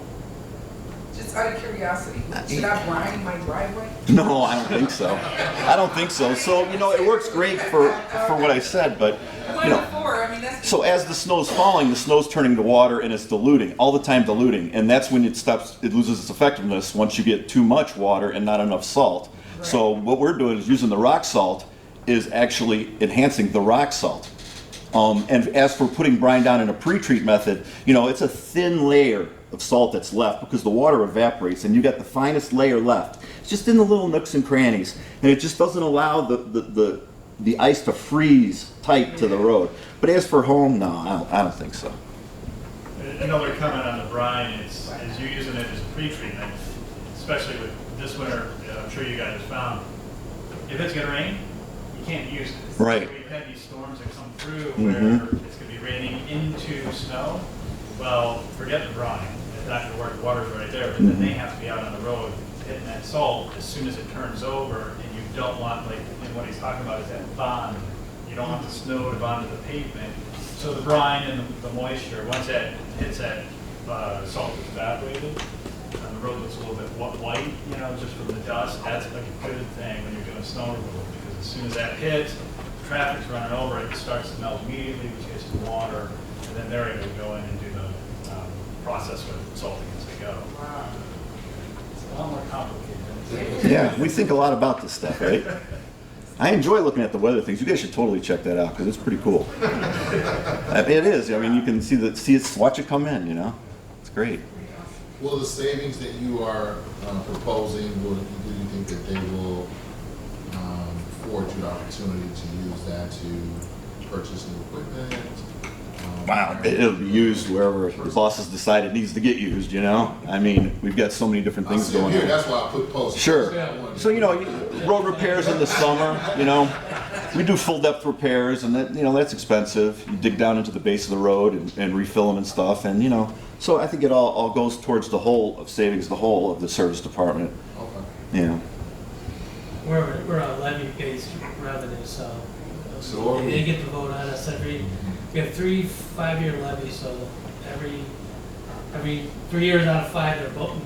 And if we don't pass one of those levies, we have a hard time. You gotta do a good job all the time. Yeah. Is your goal to have roads as good as those in South Russell? Or Solon, that's right, Frank. Hey, Okay. Do you do any private roads? What's that? Do you do any private roads? We do not. We do not do private roads. Do they And have- to speak towards your presentation, you had said some of these private roads would like us to take them over and things like that. I've heard things like that too in our community, and that's scary, you know? Because it's a different piece of equipment. Yeah, well, they're not up to the standards we are, and you know, then you have to bring that road infrastructure up, whether it be ditches, width, you know, there's a lot of problems there. So, cool. You good? Good enough? Thank you, guys. All right, folks, we are down to the last two. Before I turn it over to Frank, I wanted to introduce one other guest that arrived, Matt Rubino in the back of the room there. Matt is are you the director of finance for the city of Solon? Matt and I go way back. Matt has been working at a couple different places, I think Shaker Heights, Solon now, and then also at the county, probably some other places before that. But Matt and I started together in the county, and he was involved in the Leadership Academy and also through our career executive service programs and a few other trainings that we've had. So Matt is also, as far as the larger scope perspective, back in 2018, we had a focus group to talk about the certified public manager and the regional leadership development program, and Matt was part of that conversation to help us develop what we're working on today. So I just want to say thank you for that, and also obviously the continuous support from the city of Solon for supplying people and being part of our team. And then also one more plug, there's a big conference that's going to happen in April for the state auditor's office, and the three of us, Frank, myself, and Matt, are going to put together a presentation about the Lean Ohio Boot Camp and how they use it at the city of Solon. So, which will probably use some of this material, I'm guessing. Hopefully. We'll see how it does. So without further ado, I'm going to pass it over to Frank Corlett. As most of you know, I'm Frank Corlett with the City of Solon. Today, we're going to talk about vendor consolidation through facility services. This project is supposed to empower residents, revitalize infrastructure, and process. So I'd like to begin by telling you that in 2018, the Center for Advanced Procurement Strategy, or CAPS, found that the average cost per purchase order creation was between $50 and $1,000. Now these costs are variable and also fixed. So fixed being your overhead, salary, employees, wages, benefits, infrastructures. The variables, postage, hourly staff wages, office supplies, mileage, communication, per diem, logistics, so on and so forth. So with that being considered, we wanted to look at something that would not only make the city more efficient, but save money in the long run. So we had to consider a few things. How many purchase orders per department were requested per year? How many individuals are involved throughout each step of the procurement process? And what regulatory requirements are from local, state, and federal entities? So what if I told you that there's a way to reduce the yearly repetition of purchase orders for all departments and put that money that's wrapped up into that process back into the budgets? You might say, oh, that's pretty good, right? So the pain point in this project is that daily, monthly, yearly, there's money wasted. And we're wasted by using the same requirements for procurement.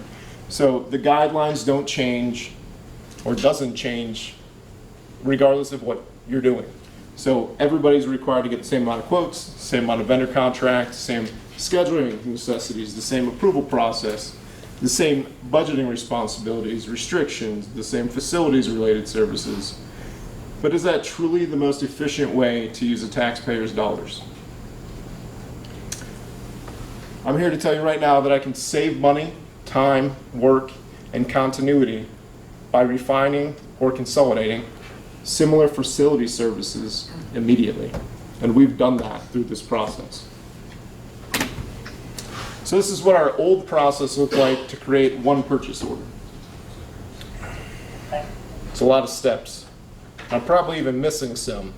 As the Cleveland Public Library talked about this morning, you know, there's a ton of workflows, and it's not just for that organization, it's typically for every organization. So, you know, looking at this, you see uncertain performances. I think RTA talked about that this morning. Increased waiting periods, time obligations, which equal money, multiple purchase orders for the same things.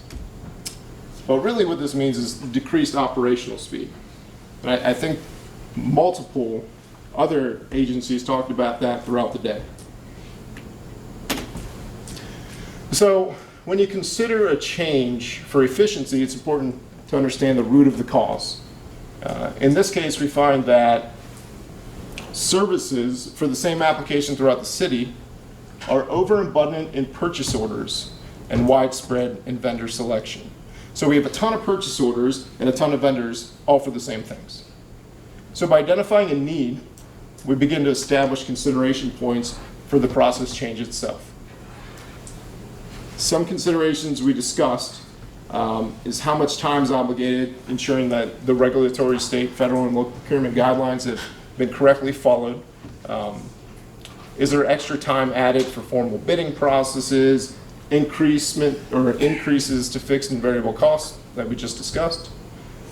How much are you paying and to who for each task inside of each step of the procurement process? How many purchase orders are you processing and how long does each one take? So I think who talked about it this morning where it said a couple weeks, right? Think about the administrative time and cost alone that takes. So that's a big ticket. Time is money, and you'll see that multiple times through this project. So how many purchase orders are you creating for the same type of supply or service throughout the year? And finally, what's the true and basic facilities requirement? So we considered all these things. We had a steering committee, we talked about all this, and we said, okay, these are the consideration points. Now we have to ask ourselves, how do we become more efficient by improving that process? How can we coordinate an integrated program that meets all the city's facility objectives. How do we approach an unnavigated program and coordinate a process that not only meets the demands, but addresses any issues that aren't forthcoming? How does consolidation of services support departmental functions? So again, we were with the steering committee and we did a SWOT analysis on the old process and kind of related opportunities to the new process. As you can see, opportunities and weakness almost equal each other. So that tells me the old process has just as much viability as a new process would.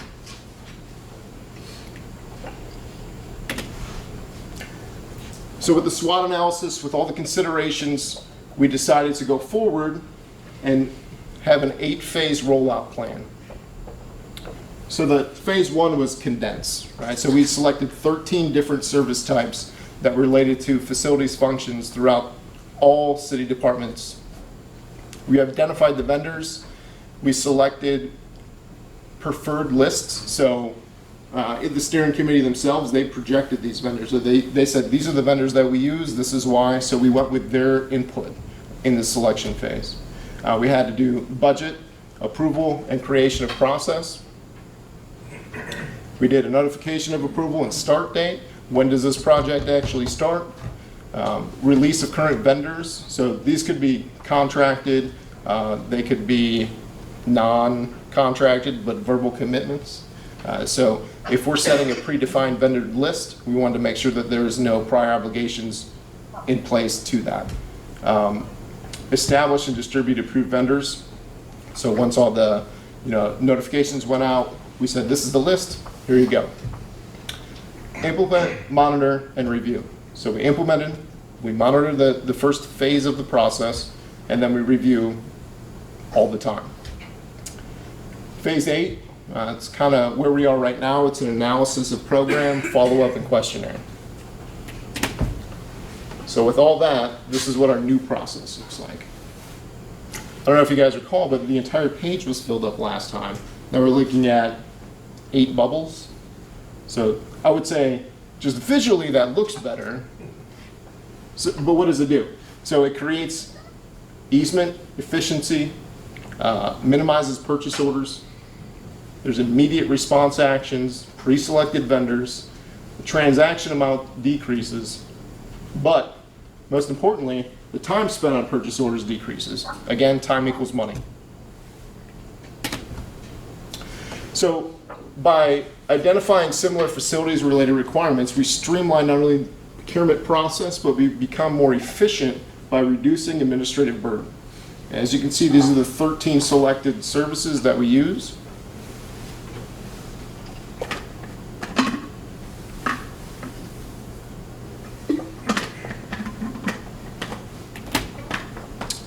So our project alignment. By reducing the time it takes each individual department to acquire mandatory quotes from multiple vendors, coupled with response time, availability, performance, accountability, and other important factors through vendor selection, the simplification of one blanket per service type is just more efficient. Through decreasing the search for vendors and combining operational services, at a citywide scale, departments continue to be more effective and dexterous by creating or decreasing the time it takes to perform acquisition requirements that are specific to facilities-related requirements. So by allowing our facilities manager to control the workflow of services, review the invoices, which I'm sure you guys know take a lot of time. What's that? Oh, I'm sorry, I thought you said something. So we let our facilities manager review the invoices and resolve any aspiring issues, concerns, and the vendor relations itself. How do we align? So a few key points here. The city's mission is committed to enriching the quality of life for our citizens by delivering superior services which promote a safe, active, healthy, and connected learning community. The city's vision is working, learning, thriving together in an inclusive and forward-thinking community. Forward-thinking is a key component to this project. We look for opportunity, growth, and diversity. As you can see, we have a lot of core values, but one that's really pushed on this project is an innovative mindset. And the city, you notice it says the city welcomes change. So the project mission is to reduce expenditures and increase efficiency by consolidating common facility requirements. Our vision, decrease the amount of parallel vendors used citywide for shared facility services. Our values was to reduce 13 prime service types, reduce vendors to 13 prime service types, reduce overall facilities related expenditures by 15% in 2020, reduce internal workflow by shared service providers, and train and update process continually. So we began this project in September of 2019 and it's currently in place. How do we track the process? Well, a lot of things. We have a ticket system in place now. We have semi-annual vendor evaluations, departmental responses, process feedbacks, response times and expectations, reduction in expenditure, performance ratings, and just overall response time for facilities maintenance related issues. So we did set SMART objectives for the project, reduce vendors to 13 selected. We did that. Reduce internal workflow by sharing service providers. We did that. Train 2 personnel from each department. So 2 personnel being a primary and a secondary. So these are the guys that are calling in the service tickets. Reduce expenditures by 15% during 2020. Obviously it's 2020.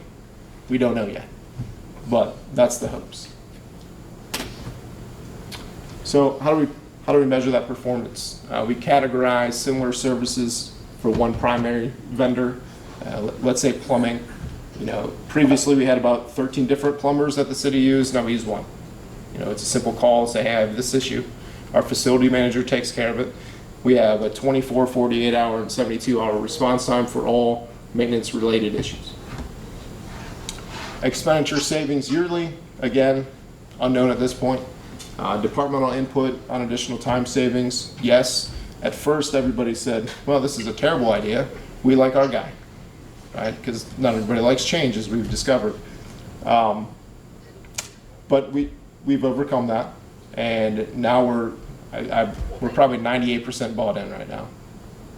Train the trainer, communicate lessons. So how does the city benefit? Budget alignment. So by combining the facilities budget into one specific chart of accounts, it helps us manage actual spend and allows for more depth analysis of function. So when we look at an old chart of account, we say, okay, well, it's maintenance. Now we have subcategories inside of a maintenance fund so we can see what we're actually spending money on. Reduction of purchase orders. So in 2018, prior to this project, there are over 1,200 purchase orders for facility-related services. Starting in 2020, we have 27. We talked about administrative time or the creation of a purchase order being between $50 and $1,000 when we began, right? So we reduced it 90%. That's enormous. That's enormous cost savings. So streamline process. We reduced multiple tasking, reduced the amount of accountable personnel, reduce the amount of time spent on the acquisition phase itself, and reduce the amount of service response time. So before, when you had an issue, you had to create a purchase order, you had to wait for your approval, you had to wait for the purchase order, you call in the vendor comes out, you get an invoice, you pay the invoice, you send it up to finance, it gets paid, squared away, right? That process, I'm sure, does not take 24 to 48 hours, right? But what we've done is we've created that streamline. We've created that avenue for departments to just be able to handle issues as they occur. So we've increased facility service calls out. So this is something that we didn't actually assess for.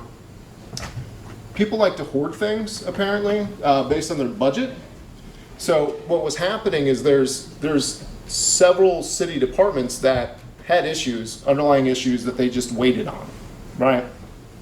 Once we created this avenue for them, that they didn't have to watch their funding on it, we found that there was an increase in work orders, right? Because they weren't paying for it technically. So they said, yeah, we have issues. So what that does is it allows them, or departments, to be more proficient at what they're doing because they're not worried about the little things anymore. It's being taken care of. So reduction in vendors, we talked about that. 1,200 plus purchase orders to 27 in 2020 by selecting 13 prime vendors for facility services. Increased time management equals reduction in administrative cost. Numerous hours spent on purchase order process for facilities related services. We reduced it by 90% in 2020 through this program.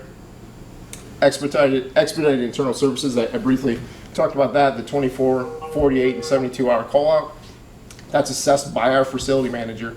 So you submit a ticket, he assesses it. If it's an emergency, you got 24 hours, it'll be out. If it's urgent, 48. If it's routine, so it's not life-threatening, let's say you have 6 toilets and one's down, that's going to be a 72 plus. Budget and capital forecasting. So by consolidating the facility services budget for service and maintenance, it allows for a higher insight into forecasting for infrastructure, capital planning, and the general budget for maintenance. This program provides analytics and real-time reporting to support the future vision and goals of the city while maintaining physical responsibility. So we're using buying power. So how do we stay on track? Quarterly meetings, budget reviews, vendor performance reviews. We didn't have these previous to this, but what we've created is a vendor performance form that during these quarterly meetings we're saying, hey, here's 13 of them. You don't have to fill out 13, but tell us about the vendors and how they're doing in your facilities. Identification of new services. So as we evolve in this, there's going to be other things that we haven't thought of previously that may capture into the scope of the facility service project. Dashboard reporting, process adjustments, continued training, and semi-annual project expectations. So we have to set goals, and we have to meet those goals. So some insight from this project in general. So change management, obviously this is a new program, and you got to change people's minds. So the most important thing to any change is buy-in. Addressing concerns prior to the implementation of any process tends to have a higher success rate. So we had a lot of doubt in the beginning. People didn't want to give control or give up their budgets because they felt like, if we do that, we're not going to get what we want. Well, that isn't actually the case. You get more. Training. So you have to set expectations without giving the tool, or you can't set the expectations without giving the tools time and having leadership availability.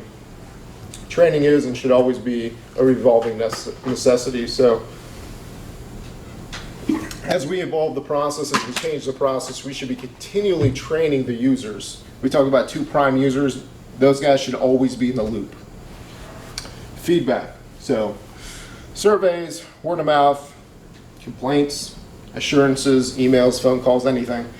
Anything received means that the project's in place, and for better or worse, it's working. Right? But we have to take that feedback and actually do something with it. We have to make adjustments. So without adjustments being made from critiques, processes and projects would fail their long-term goals. So if you aren't evolving, you're failing, you're falling behind. So we're taking this project, starting it small, and potentially snowballing this into something larger. That's just the way that we're envisioning the project to go. So these are some of the bottom line factors that I want you guys to really look at in this change.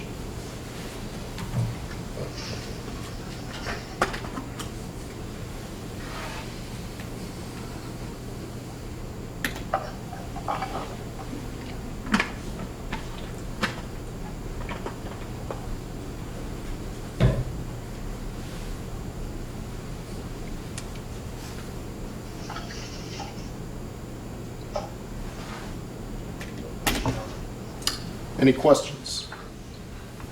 Yes. So with the consolidation, how did you do that? Did you do bids, RFQs? How did you determine? So for instance, our HVAC, we consolidated HVAC maintenance through a cooperative program with Johnson Controls. So we signed, I think it was U.S. Communities, I believe, and we signed a 3-year engagement with them. So initially, that's $100,000 savings right off the bat, just by signing a maintenance control agreement for citywide services. Did you get negative feedback from the other vendors? Absolutely. You're going to do the same thing. That's all. Yeah, absolutely. So, but you have to be prepared for that. You can't just change something and expect vendors to just lay down. That's not going to happen. We actually, we went a few rounds with some people, but when it's all said and done, we're doing what's best for the taxpayers. The bottom line is the dollar. Do you currently have in your service department any facilities maintenance staff on staff for the city of Holland, or is it all outsourced? We do have laborers. We're a non-union shop, but those guys are always so busy. And I think somebody else talked about outsourcing. I think you talked about outsourcing. And we do that. And you'll find that it's more cost efficient for us to do call outs or, call these vendors that are already selected for specific services, because our guys are so far behind in their projects, or it's taking so much of their time up that they don't have time. And if we want something done, we're going to get it done.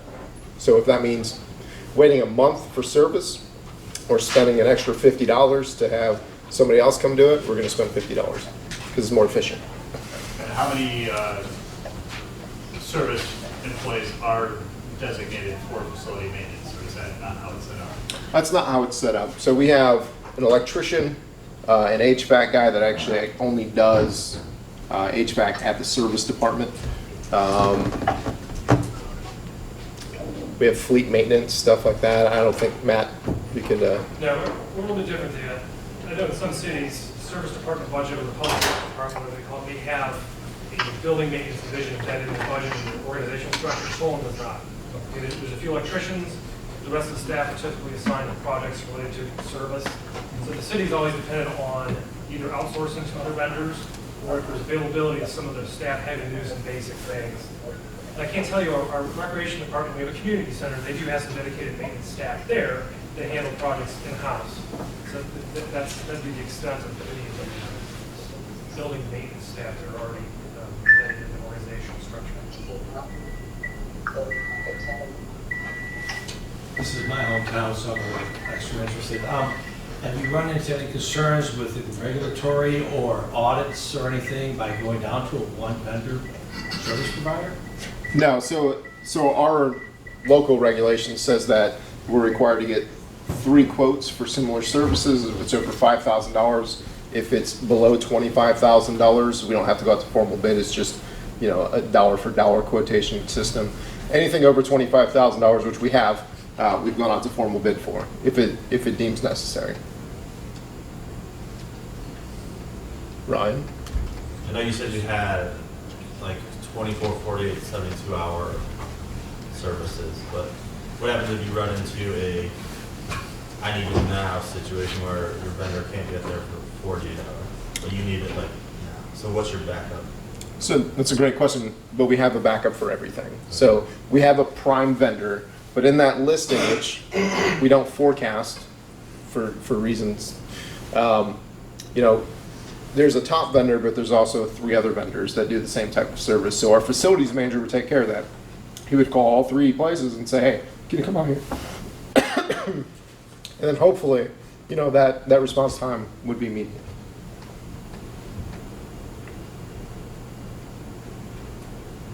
Good? All right. Good talk.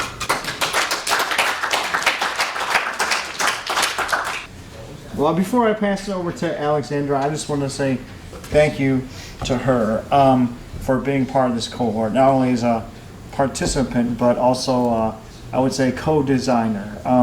The Public Management Academy has been around for a while, but it's the first time it's been part of the CPM process. So there's a lot of moving parts.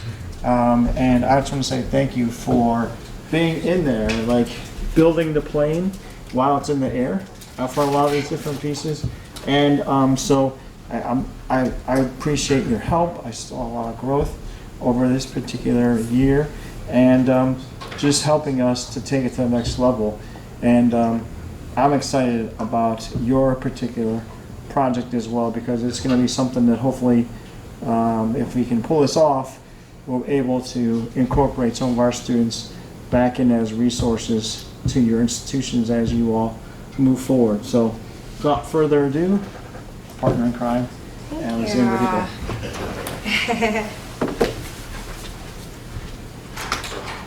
All right, so as Rob said, I'm Alexandra Higl, and I'm the program manager at the Center for Public and Nonprofit Management here at Levin.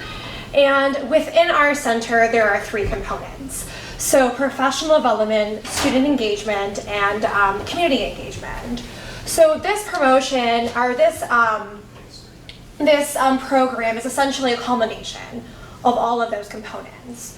So it's developing a Levin Management Fellowship Program that will hopefully formally launch in 2020-2021, so next academic year. So when I first started at the center, Rob and I sat down and we tried to identify the gaps. And one of the major gaps that we noticed was there really wasn't a program that sort of tied all three components together and then related back to the core mission of the university. So in the end, it's all about our students because we work in the higher ed world.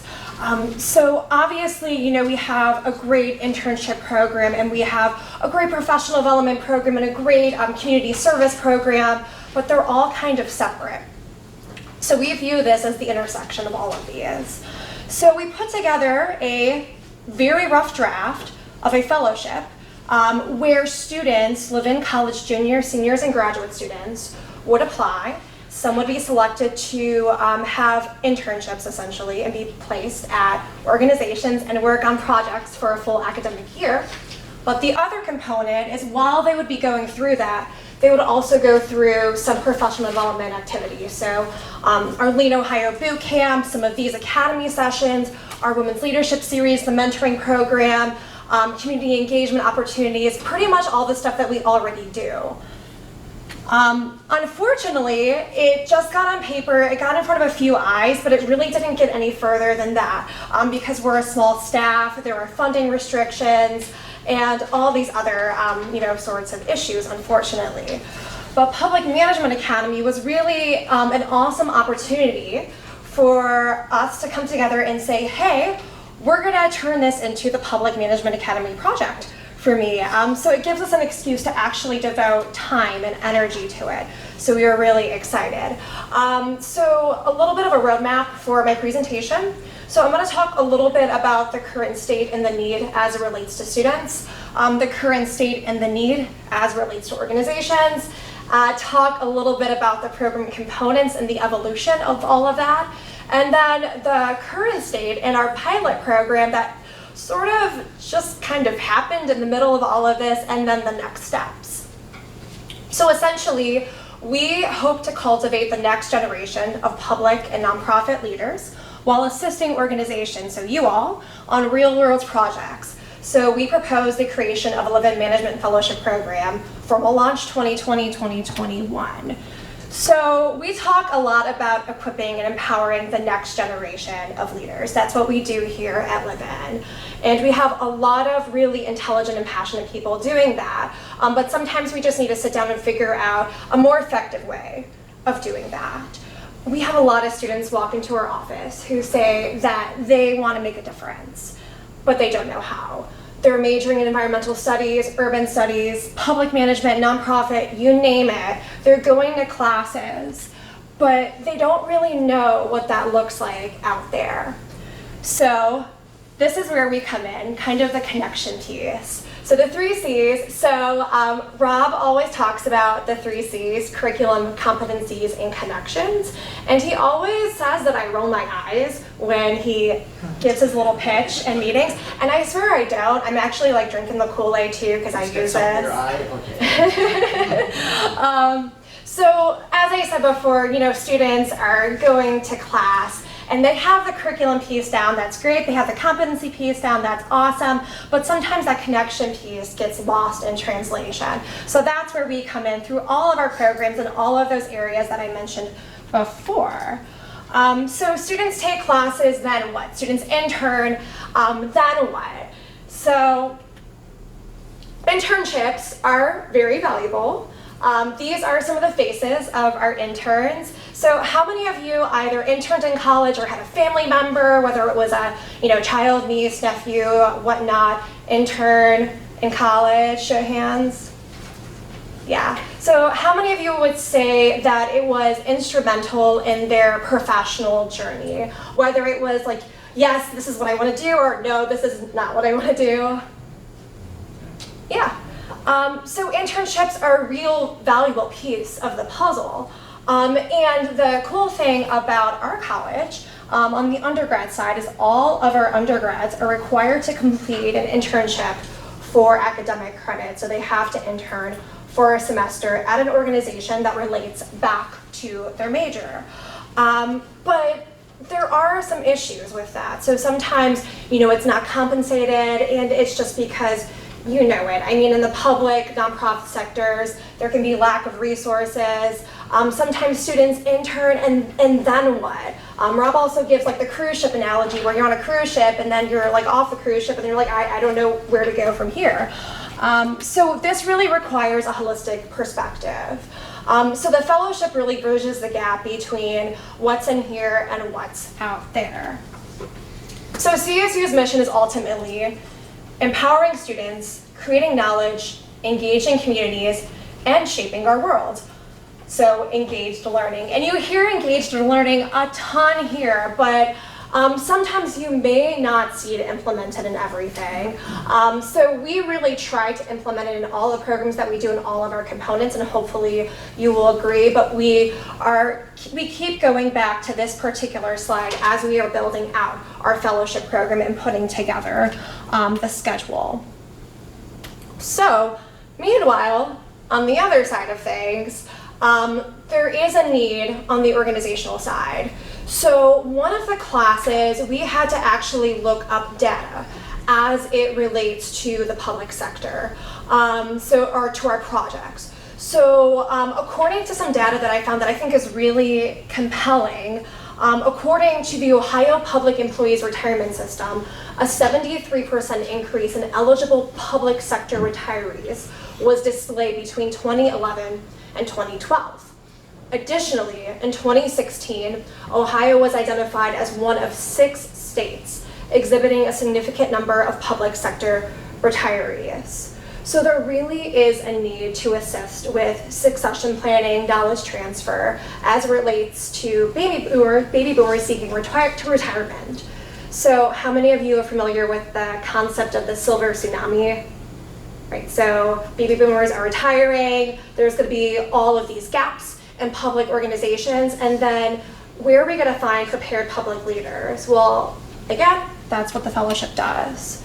So as I mentioned before, we are seeking a holistic approach as it relates to the fellowship.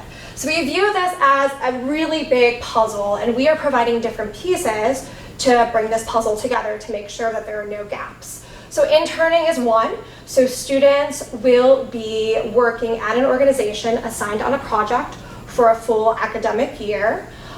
Project assistance is another, and I'll clarify that in a bit. Professional development opportunities.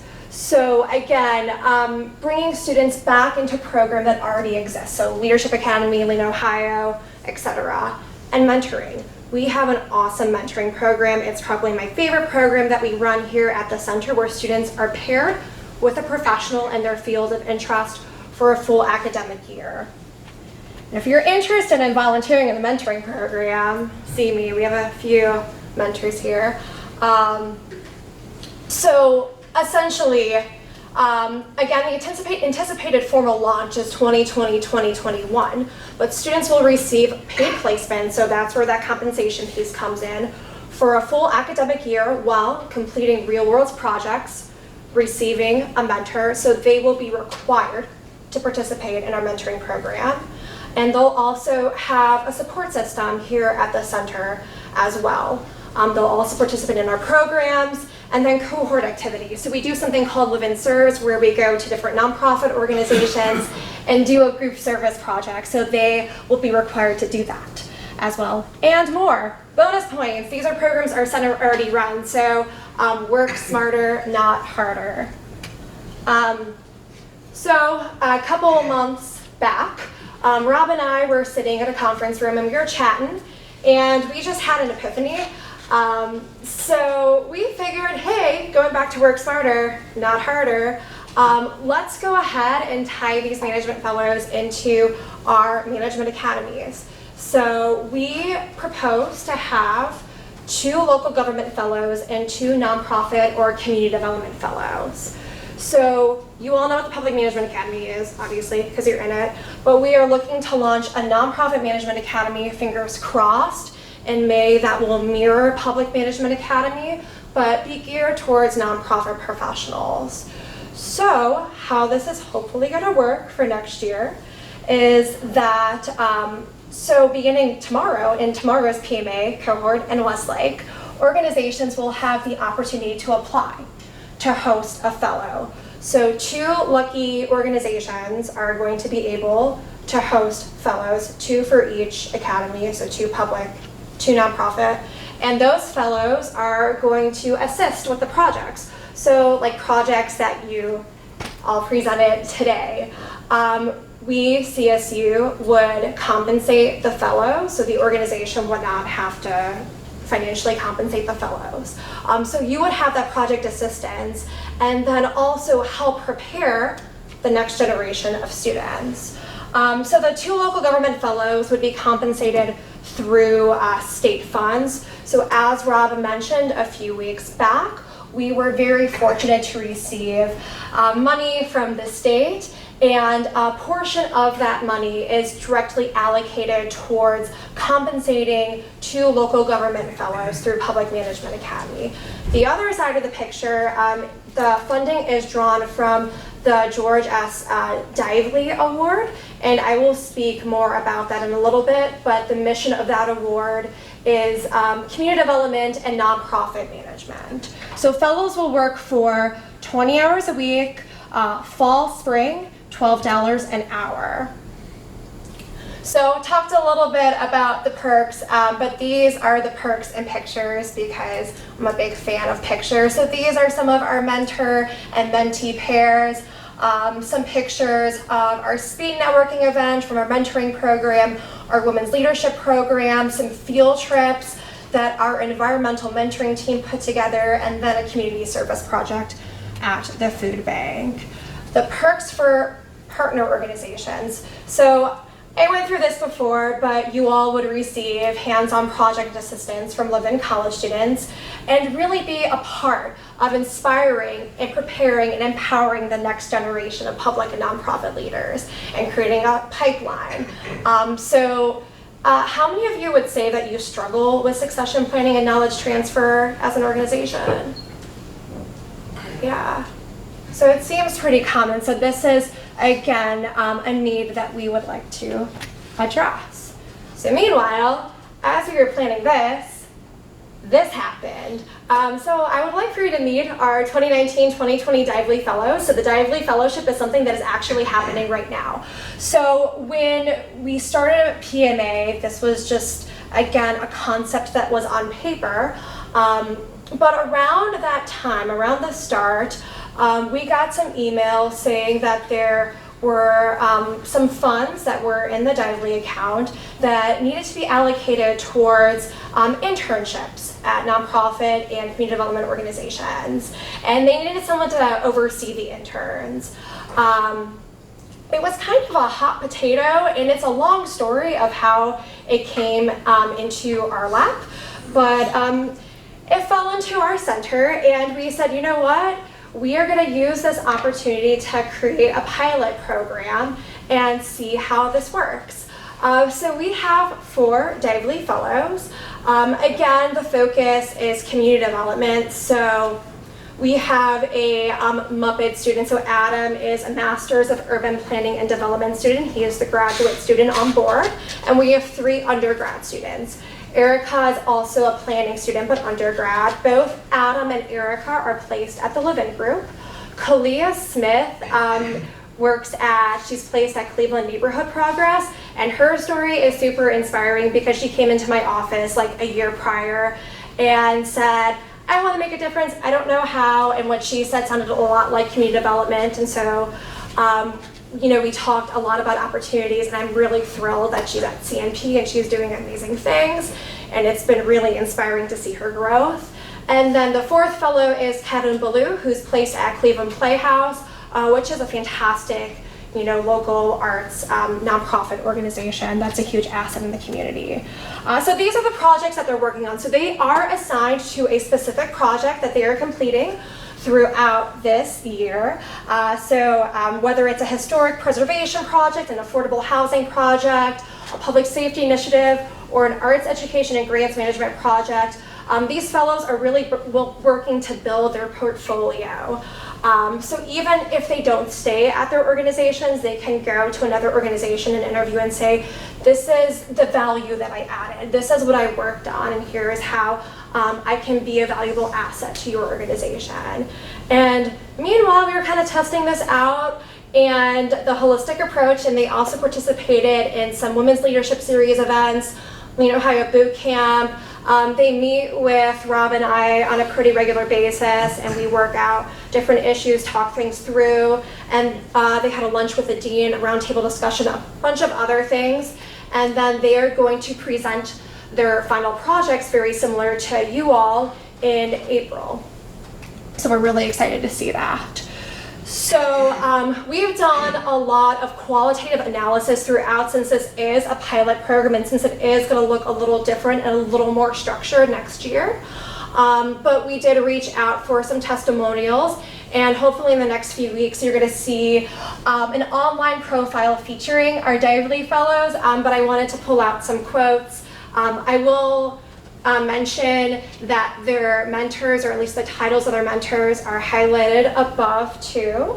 So you can really see that these fellows are walking away with positive experiences, and then are also receiving that support as well. I'm also happy to send the link to anyone who wants to see the profiles once they go live. We are also looking to loop back to both the organizations and the students at the end of the fellowship and sort of see what worked and what didn't, and use that knowledge to shape next year's program. And we want to continuously do that each year and go back to the drawing board and again see what works and what doesn't. So here's what I learned from this pilot. So I'm not gonna lie, it was a little rocky at times. I'm not gonna go into some of the nitty-gritty details, but trust me, there were times that Rob and I were ready to beat our heads against the desk. But it all worked out in the end, just because we have a great team, and the fellows are really awesome and the organizations are great, but we do want to better prep organizations, and that's one of the reasons why we are tying it back into the management academies too, so we can maintain that constant communication with the organizations and the students too, to see what their needs are and constantly have our fingers on that pulse. Also provide a structured plan of events and programs. The reason why it wasn't super structured this year is because this sort of just happened. It fell into our laps, and we took this as an opportunity and ran with it. So we do want to actually write out the schedule of dates and opportunities, and provide it to the fellows once they do receive the placements. And then we do want to anticipate that problems are going to arise. So even though we will structure, we will plan, there's always going to be some issues, but we are going to use, I guess, the instances that happened this year as a tool, so to use foresight to try to prevent those issues in future years. We also personally want to interview students too. So last year, just because it was newer and we were just kind of feeling things out, we picked the final or the semifinalists, and then we had the organizations interview the students. We would like to be part of those interviews this year and implement a more structured onboarding system. We did have a really brief orientation with the students, but there are some things that we would change next year. And then streamline the approach to keep it in-house and integrating it with the academies and many additional lessons. So where do we go from here? So right now we are currently developing and are putting the final touches on the student applications and the host applications. So as Rob mentioned, PMA 5 starts tomorrow in Westlake, and so 2 lucky organizations will have the opportunity to host students and incorporate them into their project teams. So we're really excited to debut this to our academy tomorrow. The student application will have an essay prompt, request for a resume, interview, all of the standard stuff. We will also have a committee at Levin who will review the applications and be part of the interview process. Financial sustainability is probably a huge question. So we have identified potential opportunities in terms of grants. Dr. Madden's class was really, really helpful in terms of searching for grant opportunities in the area. We have identified a grant actually at the Cleveland Foundation that we would like to apply to. We're just waiting for them to release all of the information, but it really relates to the mission of this program. And then we just want to constantly look for other opportunities as well, but also diversify our funding. So the dream would actually be to incorporate partner organizations and have them be part of this and sponsor a fellow too. So if you're interested, let me know. But that's more of maybe like the 2-3 year approach too. We might add more fellows as we go on, but we'll see how those 4 fellows, 2 public, 2 nonprofit, work next year. We want to keep it to a manageable amount, so quality over quantity. Most valuable classes for this project. So pretty much every class was valuable, but I highlighted a few. I did mention grants management, especially with the next steps in terms of financial sustainability. Project management was super helpful. Utilized Canva to create this presentation, so thanks Dr. Madden. Have also been utilizing the survey and database decision-making tools throughout this pilot, and we'll continue to utilize it as we go into next year. I don't have budgeting and finance up here, but that's been super helpful as well as we plan everything out with compensation and all of that. And then strategic management. So in conclusion, we are obviously very passionate about this opportunity, and we're really excited to see how it's going to look next year. We're also really interested to, I guess, like look into our crystal ball and look maybe like 5 years down the line and see where our fellows are and see, you know, how these components, whether it's professional development, community engagement, or the actual internships, did play a role in their development here at Levin. So, any questions? I applaud you for going last. It's got to be the toughest gig to do. Yes. Larry actually said everyone remembers who was first and who was last. So when he said that, I was like, oh gosh, this is not good for my anxiety. Talk about the state funding. Is that in the form of a grant? I mean, what types of requirements do you place on those funds? Oh, is it a reimbursement grant, or are they just giving you the funding up front? So it's for 2 years. It's part of the local government, and I'm looking at Rob too, so he can like jump in because I don't want to give the wrong information because he's kind of the guru with this. But it's part of the local government leadership initiative. So within that state allocation, there are certain things that are broken down. So Public Management Academy scholarships is one thing. The compensation for this is another. And I believe at the end of those 2 years, does the funds run out? Is that? Yeah, so we got a total of 500,000. As far as the use, I don't know, I would say it's like man from heaven because there was not a lot of restrictions on it. So we can kind of allocate it how we see fit, but the intent was for the development and expansion of that program statewide. So some of the chunks of money that we're using it for overall, $200,000 is going to be for the scholarships to offset some of the costs for PMA, for Public Management Academy.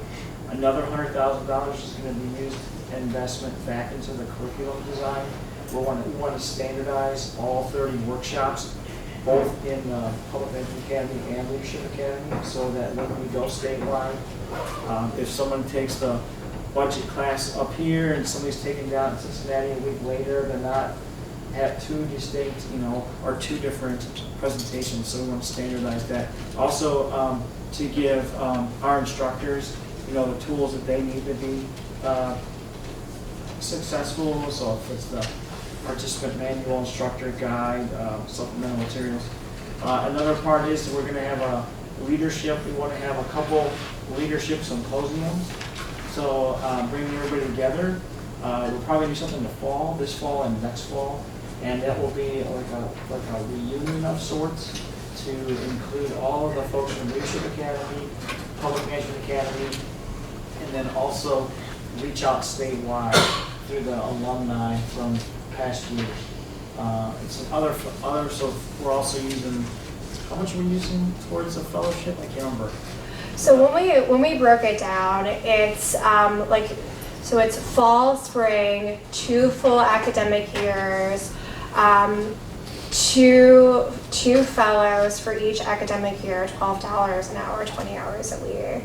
That's like the breakdown. I don't remember that. Yeah, I can't remember the total, but we're also using it to use this as a pilot for the fellowship.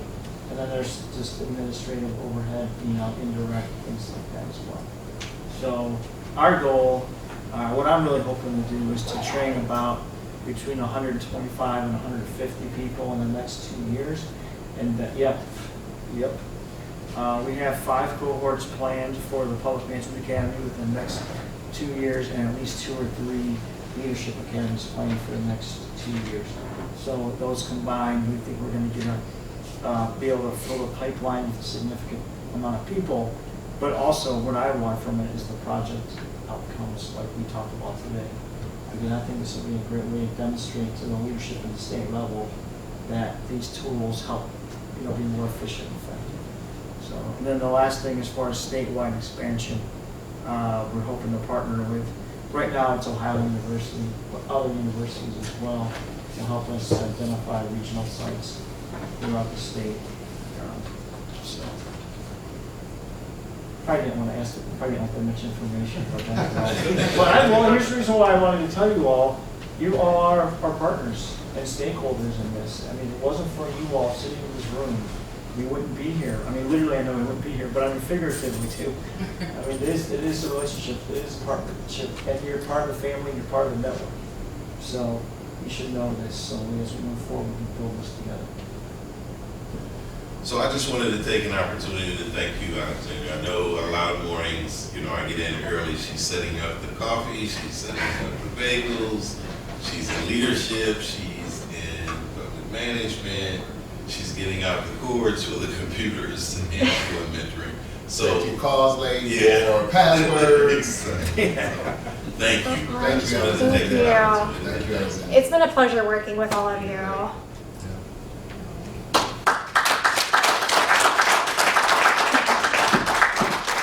So that concludes our formal part of it. I do want to recognize, Fred left, but our graduate assistant was here, Fred Moore, who you might have seen. And I also want to introduce another partner in crime over here. Bernie Becker is our director of the Center for Emergency Preparedness. Bernie's been part of the college for a long time. He took a little sabbatical and now he's back. And I don't know what you call it, but the reason why I wanted to bring it up to you is that we're planning and hoping to expand our Public Management Academy tracks to also include a lot more safety service folks as well. Fire, police, EMS, EMA, things like that. And Bernie and I will be working together to showcase the programs that we have, the projects, and then see how we can customize it for the folks that he services as well. So this, other than the CMSD folks, we typically will have a firefighter or a police officer in our programs throughout the year. So it's not would be the first time we have it, but we're trying to see if we can develop a specific track for those people as well.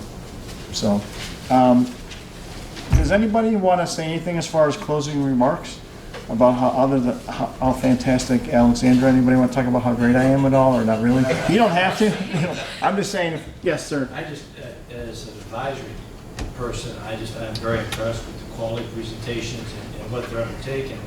A lot of them are in tough areas because it's public service and such like that, but it's way overdue. So I applaud their efforts, initiatives, and their fortitude to stick with it. Thanks. And thanks to Phil for being here all day today. He's one of our newer members of the advisory committee, and I said, I need some help, and he dropped everything and came here for the entire day. So I want to say thank you for that. And Professor Bowen is helping us with the nonprofit side of things, and has been here throughout the day as well. So next steps, we're gonna today we want to take a picture, so we want to take a class photo. I'm not sure exactly where, Alexander, we're going to do that, but we don't want you to go before we take a picture. We also have a cake. Now, this is not the graduation. This is what I want to be very clear. We are planning a grand event to put a bow on everything, literally put a bow on everything, for May 15th. We will provide more information to you as we draw closer. What's going to happen is we are going to consolidate the graduation ceremonies for both the Public Management Academy and Leadership Academy 29 in one large event, where you're going to be able to invite your family, coworkers, things like that. We're actually going to hold the event in the Student Center Ballroom. And the reason why we pushed it that way this year is that our university president wants to make a big splash. And so part of the presentation is going to actually have like a press conference where he'll be making an announcement about the program, as well as bringing some other elected and appointed officials to make some speeches and talk about how we're going to expand this and be it's part of our strategic plan, I guess, moving forward as well.